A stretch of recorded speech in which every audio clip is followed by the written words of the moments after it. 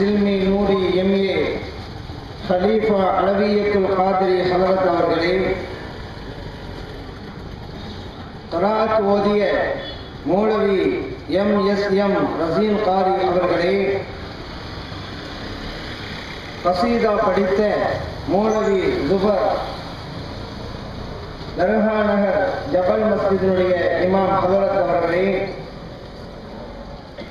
வரவேற்புரை நிகழ்த்திய தர்கா நகர் ஜமாத் கவுன்சில் தலைவர் ஹலீஃபத்து ஷாதிலி மௌலவி SM மசா அவர்களே, நன்றி உரை ஆற்றவிருக்கிற தர்கா நகர் ஜமியத்துல் உலமா சபையின் தலைவர் மௌலவி அஷேக் ஷாஹுல் ஹமீத் ஹிபத்துல் கரீம் காதிரி ஹலரத் அவர்களே, இங்கே வருகை புரிந்திருக்கின்ற கண்ணியத்திற்குரிய உலமா பெருமக்களே, மேடையிலே வீட்டிருக்கின்ற ஆண்டோர்களே, சான்றோர்களே, அவையிலே அமர்ந்துள்ள அன்பார்ந்த பெரியோர்களே, இளைஞர்களே, தாய்மார்களே, சிறப்புமிக்க இவ்விழாவிற்கு ஏற்பாடு செய்திருக்கின்ற தர்கா நகர் மஜ்லிஸ் அஹ்லிஸ் சுன்னா வல் ஜமாஅத்தை சார்ந்த போற்றுதலுக்கும் பாராட்டுதலுக்கும் உரிய அன்பர்களே, புனிதமான நிகழ்வில் நம்மையெல்லாம் பங்கெடுக்க செய்து நல்லதை சொல்லவும் கேட்கவும் வாய்ப்பளித்த எல்லாம் வல்ல இறைவனை போற்றி புகழ்ந்து எனதுரையை தொடங்குகின்றேன். இத்தகைய சிறப்புமிக்க மீலாது நபி பெருவிழாவை நாம் ஏன் கொண்டாடி கொண்டிருக்கிறோம்?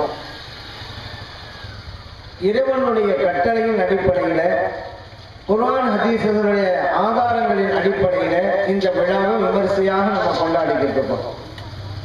அல்லாஹ் குர்ஆனை சொல்லும் பொழுது உதுக்குரு நிஅமத்தல்லாஹி அலைக்கும், இறைவன் உங்களுக்கு தந்திருக்கிற நிஅமத்தை எண்ணி பாருங்க.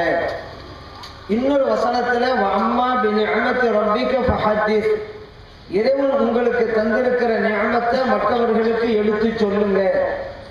இந்த உலகத்துல எத்தனை நிஅமத்துகளை நம்ம பெற்றிருக்கிறோம். குழந்தை செல்வங்கள், பொருள் செல்வங்கள், பட்டங்கள், பதவிகள், இன்னும் எத்தனையோ நிஅமத்துகள்.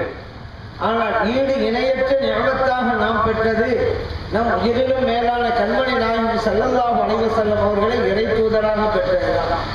காரணம், மற்ற நியமத்துகளை நம்ம பரவாயில்ல வச்சுக்கிடுவோம் ஒரு பேச்சுக்கு, மறுமையுள்ள வெற்றிக்கு அதனால் இன்னும் எந்த ஒரு தடை ஏற்பட போறதில்லை. ஒரு ஆளுக்கு குழந்தையே இல்லை, மறுமையில ஒரு வெற்றி பெறலாம்.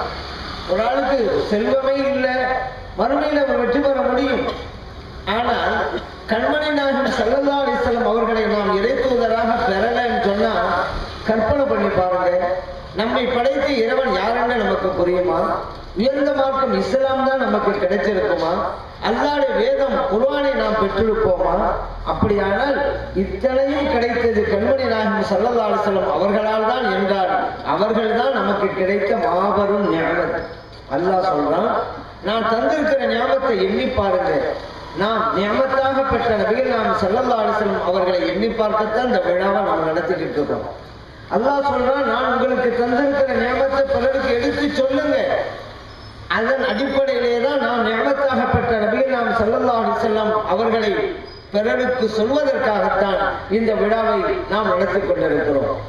ஏன் இப்படி ஒரு மேடை அமைக்கணும்? கொடிகளுடைய தோரணங்கள், மின் விளக்குகளுடைய அலங்காரங்கள், இதுவெல்லாம் ஏன்? இன்றைய தினம் நாம் மகிழ்ச்சியாக இருக்கிறோம் என்று காட்டுவதற்காகத்தான். மகிழ்ச்சியை வெளிப்படுத்தணும். அல்லாஹ் குர்ஆன்ல சொல்றான், குல் பிஃபத்லில்லாஹி வ பிரஹ்மத்திஹி, நபி அவர்களே மக்களுக்கு கூறுங்க, அல்லாஹ்வுடைய அருளும் அவருடைய அருட்கொடையும் அவர்களுக்கு கிடைத்திருக்கிறது. ஃபபிதாலிக ஃபலியஃப்ரஹு, அவர்களுக்கு கிடைத்திருக்கிற அந்த ரஹமத்தை எண்ணி பார்த்து மகிழ்ச்சியை வெளிப்படுத்தட்டும் என்று அல்லாஹ் சொல்றான். இந்த வசனம் நமக்கு ஒரு விஷயத்தை சொல்லுது. அல்லாஹ்வுடைய ரஹமத்து கிடைத்திருக்குது, அதை எண்ணி பார்த்து நம்ம சந்தோஷத்தை வெளிப்படுத்தணும். அந்த ரஹமத்து எது அப்படின்னு ஒரு கேள்வி வருதுல, அதற்கு இன்னொரு வசனம் விடை தருகிறது. வமா அர்சல்நாக இல்லா ரஹ்மத்தல் லில் ஆலமீன், நபி அவர்களே உங்களை அகிலத்தாருக்கெல்லாம் அருட்கொடையாக அனுப்பி வைத்தோம். ஒரு வசனம் சொல்கிறது அல்லாஹ்வின் ரஹமத் வந்திருக்கிறது, மக்கள் மகிழ்ச்சியை வெளிப்படுத்த வேண்டும், அதை எண்ணி பார்த்து இன்னொரு வசனம் கூறுகிறது கண்மணி நாயகம் ஸல்லல்லாஹு அலைஹி வஸல்லம் அவர்கள் ரஹமத்தாக இருக்கிறார்கள். அப்படியானால் ரஹமத்தாக கிடைத்த நபிகள் நாயகம் ஸல்லல்லாஹு அலைஹி வஸல்லம் அவர்களை எண்ணி பார்த்து மகிழ்ச்சியை வெளிப்படுத்துவதற்குத்தான் இன்றைய தினம் இது போன்ற மேடைகள், மின் விளக்குகள், கொடிகளுடைய தோரணங்கள் இதுவெல்லாம். எப்பவும் போல இன்னைக்கு இருந்தோம் வைங்க, நம்ம மகிழ்ச்சியா இருக்கணுங்கிறது என்ன அடையாளம்? ஒரு வீட்டுல நிக்கா நடக்குது, அந்த வீட்டை பெயிண்டெல்லாம் அடிச்சு நல்லா சந்தோஷமா நல்லா அழகுபடுத்துவாங்க. ஏன்? சந்தோஷம் உள்ள வீடு அது அப்படி காட்டுறது. மற்ற வீடுகளுக்கு அந்த வீட்டுக்கும் வித்தியாசம் இருக்கும்.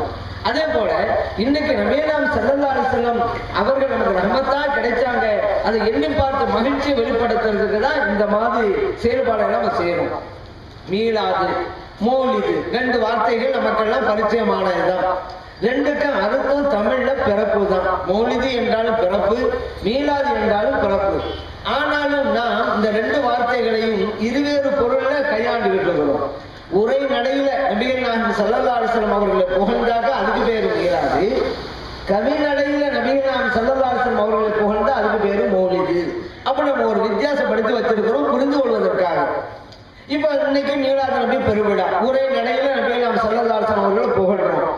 இதற்கான ஆதாரம் இருக்குதா? சஹாபா பெருமக்கள் காலத்தில் நடந்துச்சா அப்படின்னா நடந்துச்சு. என்ன வித்தியாசம்? அவங்க எல்லாம் ஒவ்வொரு நாளும் செஞ்சாங்க, நம்ம வருஷத்துக்கு ஒரு தடவை செஞ்சுக்கிறோம். இதுதான் வித்தியாசம். நபிகள் நாயகம் ஸல்லல்லாஹு அலைஹி வஸல்லம் அவர்கள் மஸ்ஜித் நபவிக்கு போறாங்க, சஹாபா பெருமக்கள் பள்ளிவாசல் உட்கார்ந்துக்கிட்டு முந்தின நபிமார்கள் பொழுது பேசிக்கிட்டு இருக்கிறாங்க.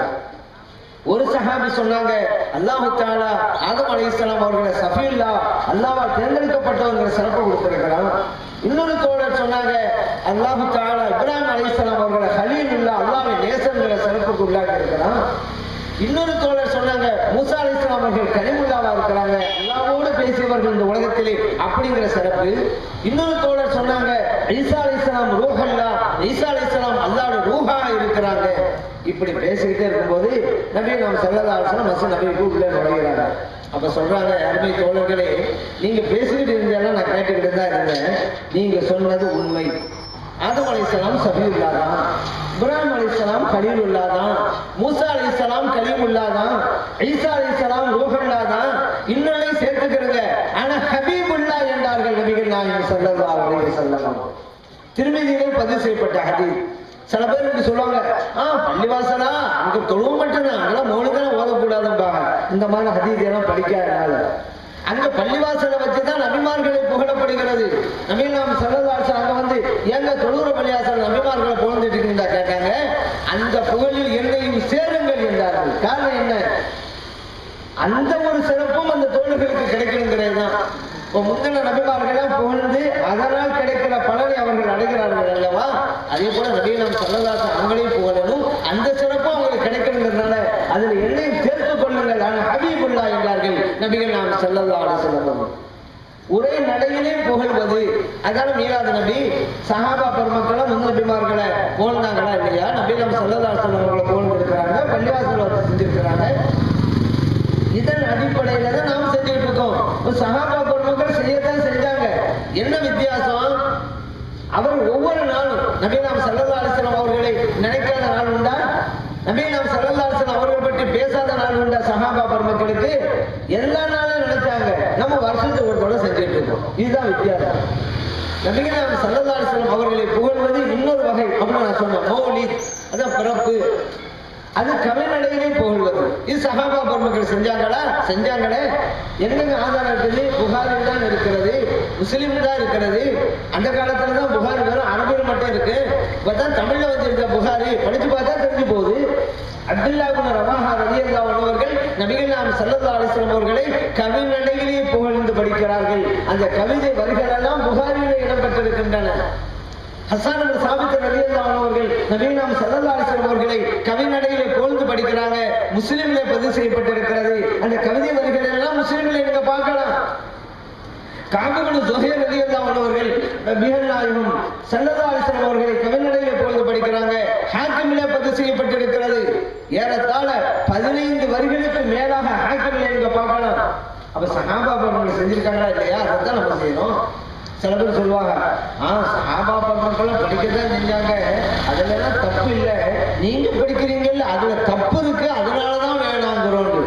ஒரு காலத்துல சஹாபா பெருமக்கள் செஞ்சாங்கன்னா ஏன் செய்திய வித்யார்த்தி அப்படின்றாங்க. நம்ம எல்லாம் புகாரி முஸ்லிமை பார்த்து பாருங்க, சஹாபா பெருமக்கள் படிச்சிருக்காங்கன்னு காமிச்ச உடனே வேற வழி இல்லை, அதனால படிச்சுதான் இருக்கிறாங்க, அதனால தப்பு இல்லாம இருக்குது, நீங்க படிக்கிற தப்பு இருக்குது. இப்ப நம்ம சொன்னோம், நாங்க படிக்கிற தப்பை விட்டுருங்க, நீங்க சஹாபா பெருமக்கள் படிச்சது தப்பு இல்லைங்கிறீங்கல்ல, அதை நீங்க படிக்கல, அதை படிக்க மாட்டாங்க, அவங்களும் படிக்கிறது இல்லை, படிக்கிறவங்களையும் தடுக்கிறது, அதுக்கு ஏதாவது காரணத்தை சொல்றது. இன்னொன்னு சொல்றது, நீங்க ஓதுறீங்க வரம்பு மீறி போகின்றீங்க, எழுத்துவத செல்லலாசனை நீங்க அளவு கடந்து போகின்றீங்க, அப்படி ஒரு சில பேர். ஏன்னா ஹதீஸ்ல வருது, அந்த ஹதீஸை தான் ஆதாரமா இருக்கு. எப்படியாவது மௌலிதை நிறுத்துறதுக்கு பல்வேறு தந்திரங்கள், அதுல இது ஒண்ணு. நபிகள் நாயகம் ஸல்லல்லாஹு அலைஹி வஸல்லம் சொன்னாங்க, லா துத்ரூனி கமா அத்ரத்தில் நஸாரா ஈஸா இப்னு மரியம். நஸாராக்கள் ஈஸா அலைஹிஸ்ஸலாம் அவர்களை வரம்பு மீறி போன்ற மாதிரி என்னை நீங்க வரம்பு மீறி போகலாதீங்க. புகார்ல பதிவு செய்யப்பட்டிருக்கு. இந்த ஹதீஸ் வச்சுக்கிட்டு பதினேழா நபி நாம் ஸல்லல்லாஹு அலைஹி சொல்லிவிட்டாங்கல்ல, நீங்க வரம்பு மீறி போகிறீங்க அப்படின்னு இந்த ஹதீஸ் கொண்டு வர்றாங்க. இந்த ஹதீஸை படிச்சீங்க, எப்படி வரம்பு மீறி போகணுங்கிறது அல்லாஹ் குர்ஆன்ல சொல்லி காட்டுறான். அதான் படிக்கல, முழுமையா படிக்கணும். அறுபதா படிச்சா இப்படிதான், நுனிப்புள் மேய்ந்தாலே இப்படிதான் சிக்கல் ஏற்படும். எப்படி வரம்பு மீறி போனாங்கிறது அல்லாஹ் தஆலா தெளிவாக சொல்லி காட்டுறான். இன்னல்லாஹ சாலிசு ஸலாஸா, ஈசா அலைஹிஸ்ஸலாம் அவர்கள் முக்கடவுகளில் ஒரு கடவுள் அப்படின்னாங்க. இன்னைக்கு உலகத்துல எந்த இஸ்லாமியன் முஹம்மது ஸல்லல்லாஹு அலைஹி வஸல்லம் அவர்களை முக்கடவுகள் ஒருவன் சொல்றாங்க பாருங்க. யாரும் சொல்றாங்க, முஸ்லிம்கள் தெளிவாக இருக்கிறார்கள். அதே போல இன்னொன்னு ஈசா இப்னுல்லாஹ் அப்படின்னாங்க, தேவகுமாரன் என்று சொன்னாங்க ஈசா அலைஹிஸ்ஸலாம் அவர்களை. அதில் அல்லாஹ் சொல்லி காட்டுறான். இன்னைக்கு உலகத்தில் வாழ்கின்ற எந்த முஸ்லிம் முஹம்மது ஸல்லல்லாஹு அலைஹி வஸல்லம் அவர்களை அல்லாஹ்வுடைய மகன் தேவகுமாரன் என்று சொல்கிறார் பாருங்க. முஸ்லிம்கள் தெளிவா அல்லவா இருக்கிறார்கள். நபிகள் நாயகம் ஸல்லல்லாஹு அலைஹி வஸல்லம் என்ன அடிப்படையில சொன்னாங்களோ அளவு மீறி நீங்க போடாதீங்க, அதுல மிக தெளிவா முஸ்லிம்கள் இருக்கிறாங்களே. ஈசா அலைஹிஸ்ஸலாம் அவர்கள் அவங்க கூட்டத்தில் போன்ற மாதிரி உலகத்துல எந்த ஒரு முஸ்லிம் சொல்றது இல்லையே. காமிக்க முடியுமா? இந்த பாருங்க, நஸராக்கள் ஈசா அலைஹிஸ்ஸலாம் சொன்ன மாதிரி இவங்க சொல்றாங்க, ஒரு முஸ்லிமை காமிக்க பார்க்கலாம். இது அளவு மீறாதீங்க. அளவு மீறதா? எல்லை கடக்காதீங்க. எல்லை கடக்கிறதா? நாங்க இன்னும் எல்லையே தொடல கவலைப்பட்டுக்கிட்டு இருக்கோம். நபிகள் நாயகம் ஸல்லல்லாஹு அலைஹி வஸல்லம் எவ்வளவு புகழ்ந்தாலும் எல்லையை தொட முடியலையே. அவர்களுடைய புகழை பாட முடியும், பாடி முடியாது, அப்படி நாங்க கவலைப்பட்டுக்கிட்டு இருக்கோம். எல்லை இப்படிதான் ஒரு நாள் சொன்னாரு, எல்லை கிடக்காதீங்க அப்படின்னு. அப்ப நம்ம சொன்ன எல்லை கிடக்கூடாதா, நீங்க அது எல்லை எதுன்னு கொஞ்சம் காமிச்சிட்டு போங்க அப்படின்னா, இந்த வரலாறு போனவர் தான் என்ன காமிக்கவே இல்லை. எல்லை எதுன்னு காமிச்சா தானே யாரும் எல்லை காமிக்க முடியுமா? நபிகள் நாயகம் ஸல்லல்லாஹு அலைஹி வஸல்லம் அவருடைய புகழ் இது வரைக்கும் தான் இருக்கு, அப்படி எல்லையை காமிக்கட்டு நம்ம என்ன கிடக்காம இருக்கலாம். மௌலிது நபிகள் நாயகம் ஸல்லல்லாஹு அலைஹி வஸல்லம் அவர்களுடைய காலத்தில் ஓதப்பட்டது. கவி நடையிலே நபிகள் நாயகம் ஸல்லல்லாஹு அலைஹி வஸல்லம் புகழ்வதுதான் மௌலித். சஹாபா பெருமக்கள் செஞ்சாங்க. அதை கூட பள்ளிவாசலில் வைத்து செய்வது ஒரு சுன்னத்துங்க. மௌலித் ஓதுறது சுன்னத்து, அதை பள்ளியில் வைத்து ஓதுவது இன்னொரு சுன்னத்து. ஏன்? நபிகள் நாயகம் ஸல்லல்லாஹு அலைஹி வஸல்லம் அவர்கள் பள்ளிவாசல்ல ஒரு மிம்பர் படி அமைத்து கொடுக்கிறார்கள். ஹஸ்ஸான் ரலியல்லாஹு அன்ஹு அவங்களுக்கு ஆயிஷா சித்திகா ரலியல்லாஹு அன்ஹா சொல்றாங்க, கான ரசூலுல்லாஹி ஸல்லல்லாஹு அலைஹி வஸல்லம் இறைத்தூதர் ஸல்லல்லாஹு அலைஹி வஸல்லம் அவர்கள் யலஉல் ஹஸ்ஸான் ரலியல்லாஹு அன்ஹு அவங்களுக்கு அமைச்சு கொடுத்தாங்க. மின்பரன் ஒரு மிம்பர் படிய ஃபில் மஸ்ஜிதி பள்ளிவாசல்ல யகூம் அலைஹி காயிமன் ஹஸ்ஸான் ரலியல்லாஹு அன்ஹு அவர்கள் அந்த மிம்பர் படியில ஏறி நிற்பாங்க. யுஃபாகிரு அன் ரசூலில்லாஹி ஸல்லல்லாஹு அலைஹி வஸல்லம் இறைத்தூதர் ஸல்லல்லாஹு அலைஹி வஸல்லம் அவர்களை புகழ்ந்து படிப்பாங்க. அபூதாவுதுல பதிவு செய்யப்பட்டிருக்கு, திருமிதியிலும் பதிவு செய்யப்பட்டிருக்கு. பள்ளிவாசல்ல ஒரு மிம்பர் படி அமைச்சு கொடுக்கிறாங்க. எவ்வளவு பெரிய மரியாதை பார்த்தீங்களா? மற்ற சஹாபா பெருமக்கள் இப்படி ஒரு மிம்பர் படி அமைச்சு கொடுக்கலையே நபிகள் நாயகம் ஸல்லல்லாஹு அலைஹி வஸல்லம் அவர்கள். மௌலிது ஓதிய சஹாபிக்குத்தான் இந்த மரியாதை. அதனாலதான் நம்ம வீடுகளில் கூட மௌலிது நிகழ்ச்சி நடத்தினா ஆலிம் பெருமக்களை அழைத்து வந்து அவர்கள் அமர்வதற்கு உரிய முறையில நாம் கண்ணியப்படுத்துவதற்கு காரணமே அதனாலதான். சரி, ஏன் மெம்பர் படி அமைச்சு கொடுத்தாங்க நபிகள் நாயகம் ஸல்லல்லாஹு அலைஹி வஸல்லம்? ஹஸ்ஸான் சாபித் ரலியல்லாஹு அன்ஹு அவங்களே படிச்சுட்டு போறதுக்கா? மெம்பர் படி என்றாலே மற்றவர்கள் அமர்ந்திருப்பார்கள், அவர்கள் படிப்பதை எல்லோரும் கேட்க வேண்டும்ங்கிறதுனாலதான். ஏன் அவங்களும் கீழே உட்கார்ந்துகிட்டு இருந்தாக்கா படிக்கிற சத்தம் வரும், ஆளு தெரியாது, அதுக்காக தான் மெம்பர் படி. அப்ப இதுல என்ன புரிகிறது? சஹாபா பெருமக்கள் ஓதி இருக்கிறார்கள், மற்ற சஹாபா பெருமக்கள் கேட்டு இருக்கிறார்கள். அதுதான் இன்றைக்கு நடக்கிறது. அதுதான் இன்னைக்கு மீளாதா இருந்தாலும் மௌலிதா இருந்தாலும் ஆதாரங்களின் அடிப்படையிலே தான் இந்த காரியம் நடைபெற்றுக் கொண்டிருக்கிறது. ஆகவே மௌலிது ஓதுறது, மீளாது நபி நடத்துறதுங்கிறதெல்லாம் சுன்னத்தான காரியங்கள். அந்த மௌலிதை கூட பள்ளிவாசல் வைத்து செய்வது இன்னொரு சுன்னத்து. என் பள்ளிவாசல தான் மெம்பர் படி அமைத்து கொடுத்தாங்க நபிகள் ஸல்லல்லாஹு அலைஹி வஸல்லம். அதே போல அன்ஷத கஅப் இப்னு ஸுஹைர் ரலியல்லாஹு அன்ஹு ரசூலுல்லாஹி ஸல்லல்லாஹு அலைஹி வஸல்லம் ஃபில் மஸ்ஜிதி. கஅப் இப்னு ஸுஹைர் ரலியல்லாஹு அன்ஹு அவர்கள் நபிகள் ஸல்லல்லாஹு அலைஹி வஸல்லம் அவர்களை பள்ளிவாசலில் வைத்து புகழ்ந்து படித்தார்கள். ஹாக்கிமிலே பதிவு செய்யப்பட்டிருக்கிறது. ஆகவே தான் நம்ம முன்னோர்கள்லாம் பள்ளிவாசல்ல வைத்து ஓதுகின்ற ஒரு பழக்கத்தை கொண்டு வந்தாங்க. தமிழ்நாட்டில் நீங்க பார்க்கலாம், ரபியுல் அவ்வல் பிற 1 வந்துட்டா 12 வரைக்கும், சில ஊர்களில் 30 நாள் வரைக்கும் நடக்கும். குறைந்தபட்சம் 12 வரைக்கும் பள்ளிவாசல் வைத்து ஒவ்வொரு நாளும் ஓதுவாங்க.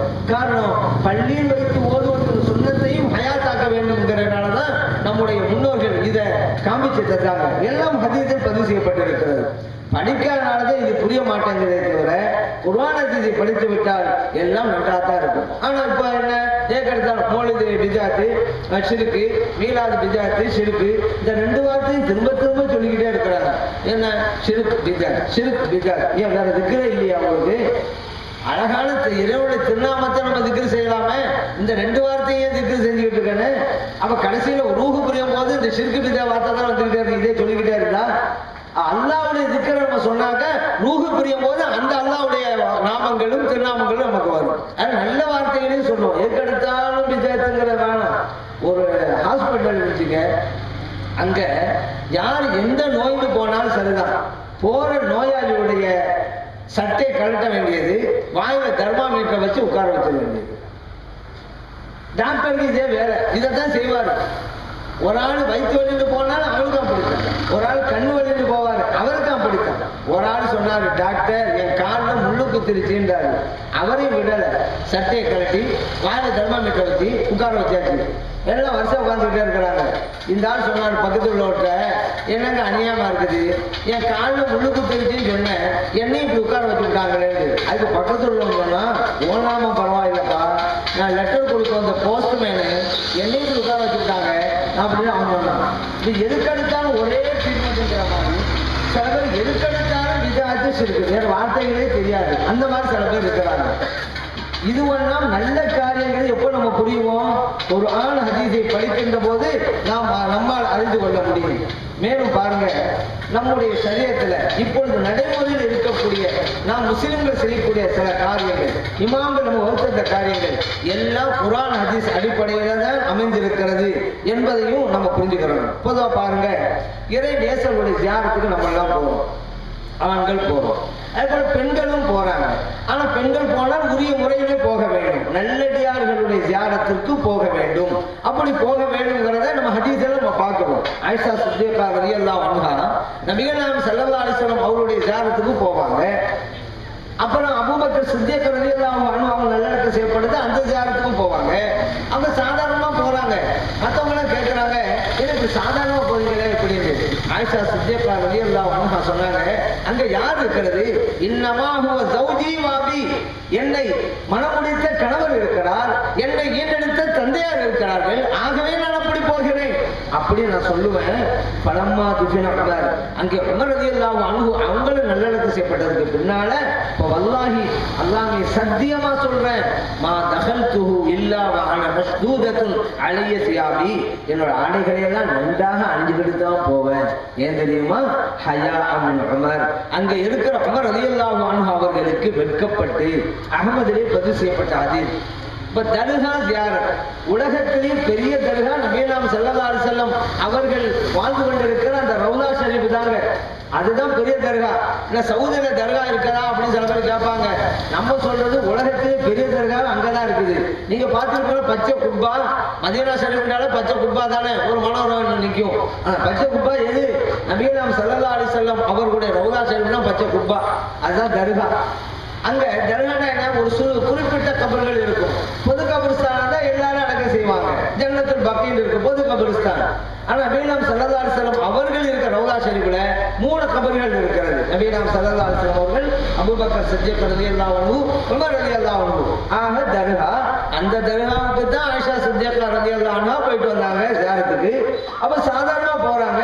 நபிகள் ஸல்லல்லாஹு அலைஹி வஸல்லம் அபூபக்கர் சித்திக் ரலியல்லாஹு அன்ஹு, ஏன் ஒருவர் கணவர் இன்னொருவர் தந்தை, அதனால உமர் ரலியல்லாஹு அன்ஹு அந்நியர், ஆகவேதான் சொல்றாங்க நான் அவங்க வெட்கப்பட்டு ஆடைகளை நன்றா அணிந்து கொண்டு செல்வேங்கிறாங்க. இதுல என்ன புரிய தெரியுமில்ல, மறைந்து வாழ்ந்து கொண்டிருக்கிற அந்த இறை நேசர்கள் எல்லாம் ஹயாத்துடன் இருந்து கொண்டிருக்கிறார்கள். யார் இங்க வருகிறார்கள் அவர்களுக்கு தெரிகிறது, எந்த நிலையில் வருகிறார்கள் அதுவும் புரிகிறது. அதனால தானே சொல்றாங்க நான் வெட்கப்பட்டு போறேன் நம்ம நினைக்கக்கூடாது. இப்ப அங்கெல்லாம் மண்ணுக்கு கீழே தான் இருக்கிறாங்க, நான் பார்க்க முடியாது. நம்மனால வேண்டுமானா அவங்களை பார்க்காம இருக்கலாம், ஆனா அவர்கள் நம்மை பார்க்கிறார்கள். அதைத்தான் ஆயிஷா சித்திகா ரலியல்லாஹு அன்ஹா சொல்லி காட்டுறாங்க.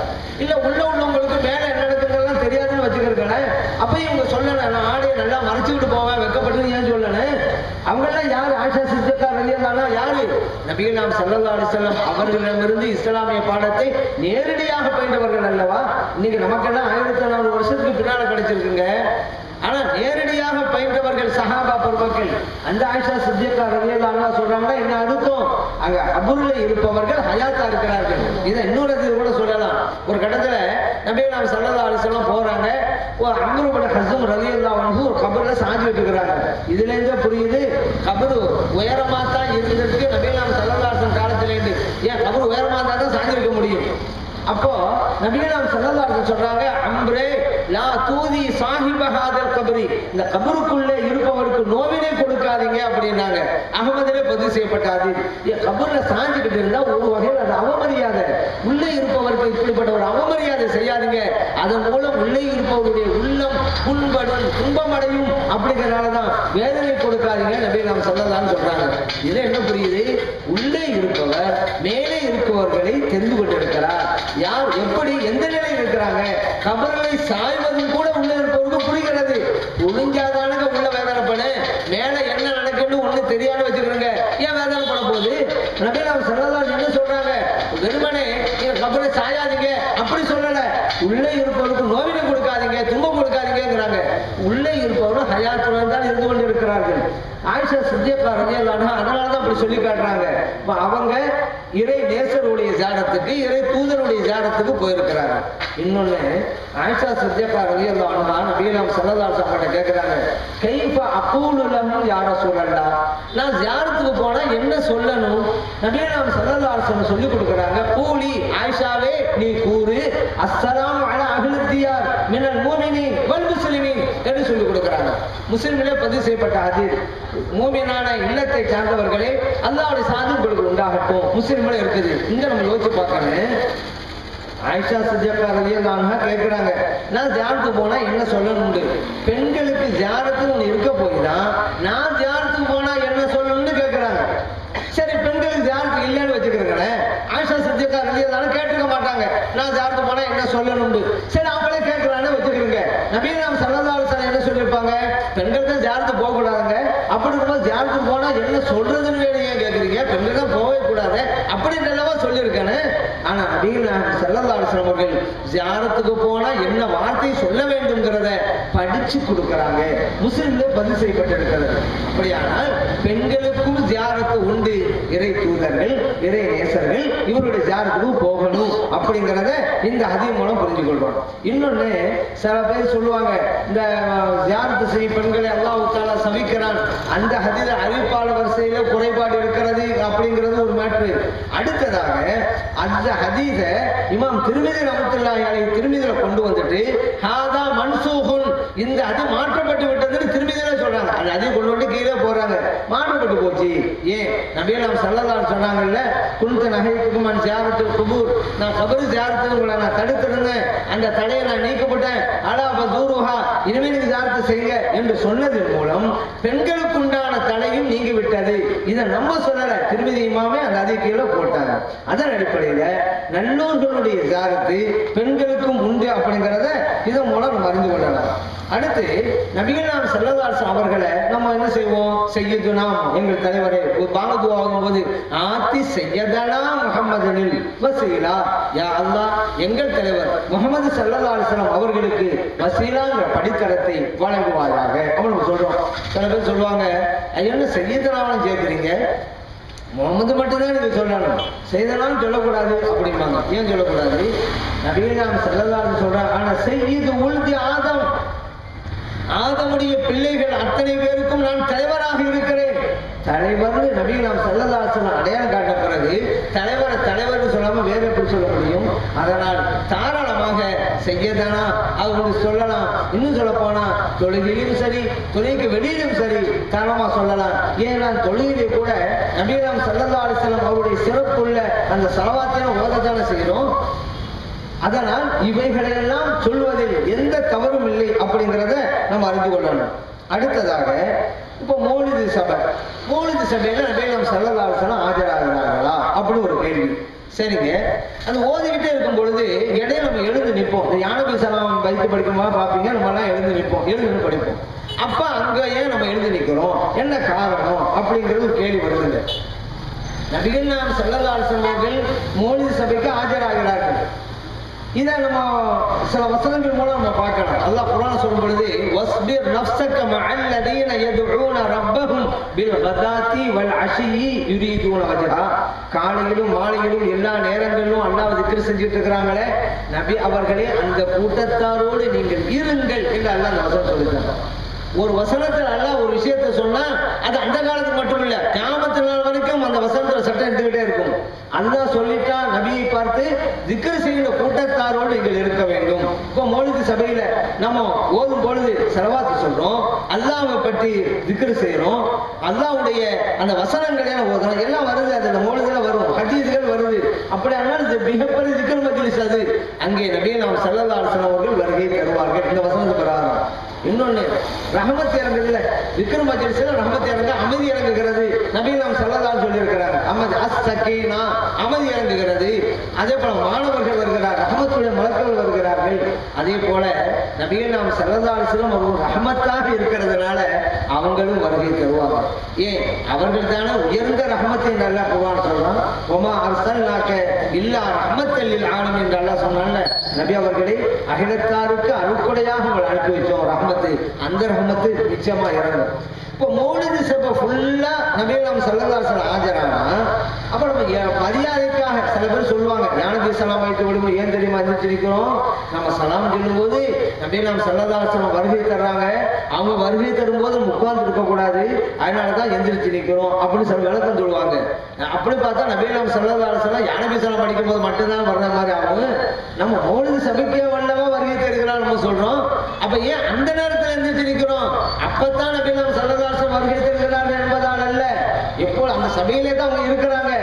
ஆனா நம்ம சலாம் சொல்லும் போது மரியாதை நிமித்தமாக எழுந்து நின்று சலாம் சொல்ல வேண்டும். பெரியவங்க வர்றாங்க, உட்கார்ந்துக்கிட்டே சலாம் சொல்றது அவ்வளவு மரியாதை இல்லையில, எழுந்து நின்று சலாம் சொன்ன மரியாதை இல்லை.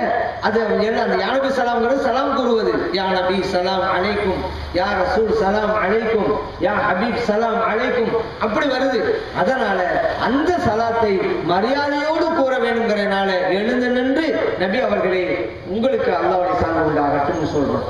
நபிகள் நாயகம் ஸல்லல்லாஹு அலைஹி வஸல்லம் வருகை அப்படிங்கிறது ஒட்டுமொத்த மௌலிது சபைக்கு அப்ப மட்டும் நம்ம எழுந்து நிற்பது, மரியாதையாக எழுந்து நின்று சலாம் கூற வேண்டும்ங்கிறதுனாலதான். இன்னொரு சமயத்தில் நிற்பாங்க, குல்லு சுரூரி பதா பி ஷஹ்ரில் மௌலித், அப்ப கூட நம்ம எழுந்து நிற்போம். அதுக்கும் காரணம் இருக்குது. அதுக்கு என்ன தெரியுமா இருக்கும்?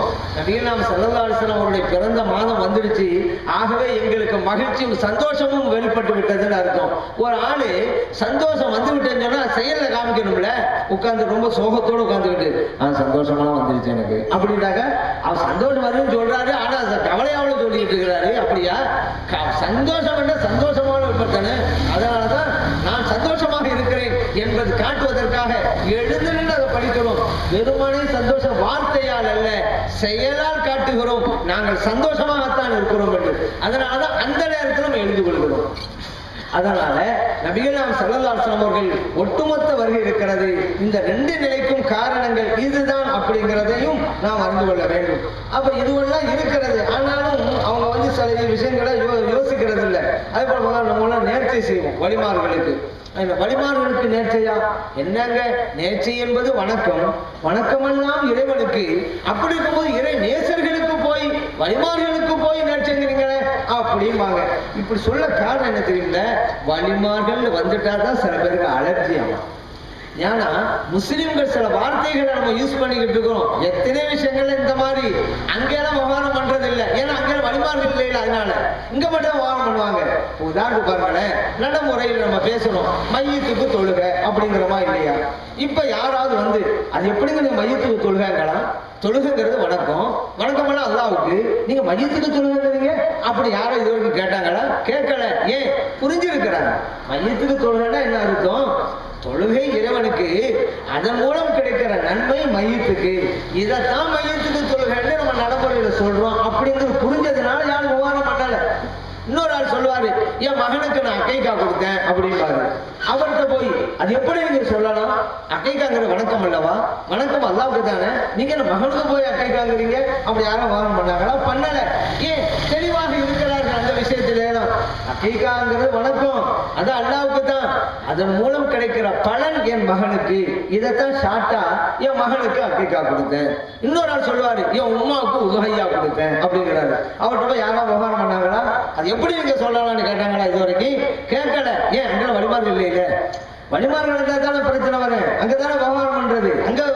அதனால என் உமாவுக்கு உதவியா கொடுத்தேன்னு சொல்லும் பொழுது உதவியாங்கிறது பாதத்தல்லவா? அது அல்லாவுக்குள்ள செய்யணும். நீங்க உமாவுக்கு உதவியா கொடுத்தாங்கிறீங்க. யாரா கேட்டாங்களா? கேட்கல. ஏன்?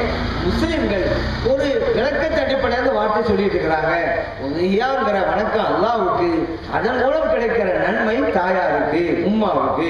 அந்த கருத்துல தான் உம்மாவுக்கு உதகையா. இதே கருத்துல தாங்க இறை நேசர்களுக்கு நேர்ச்சை. நேர்ச்சைங்கிற வணக்கம் அல்லாவுக்கு, அதன் மூலம் கிடைக்கிற நன்மை வழிமார்களுக்கு. இதைத்தான் ஷார்ட்டா வழிமார்கள் நேர்ச்சைங்கிறோம். மையத்துக்கு தொழுகைங்களையா? என் மகனுக்கு அக்கைக்காங்களையா? என் உம்மாவுக்கு உதகையாங்களையா? வழிமார்களுக்கு நேர்ச்சைங்கிறோம். அங்கெல்லாம் புரிய முடிச்சு, இங்கேயும் புரிய முடியல. கேட்டா அவுளியாக்கள் இருக்கிறாங்கல்ல, அவுளியாக்கள் தான் சில பேர் அலர்ஜி. அவுளியாக்கெல்லாம் பிடிக்காது.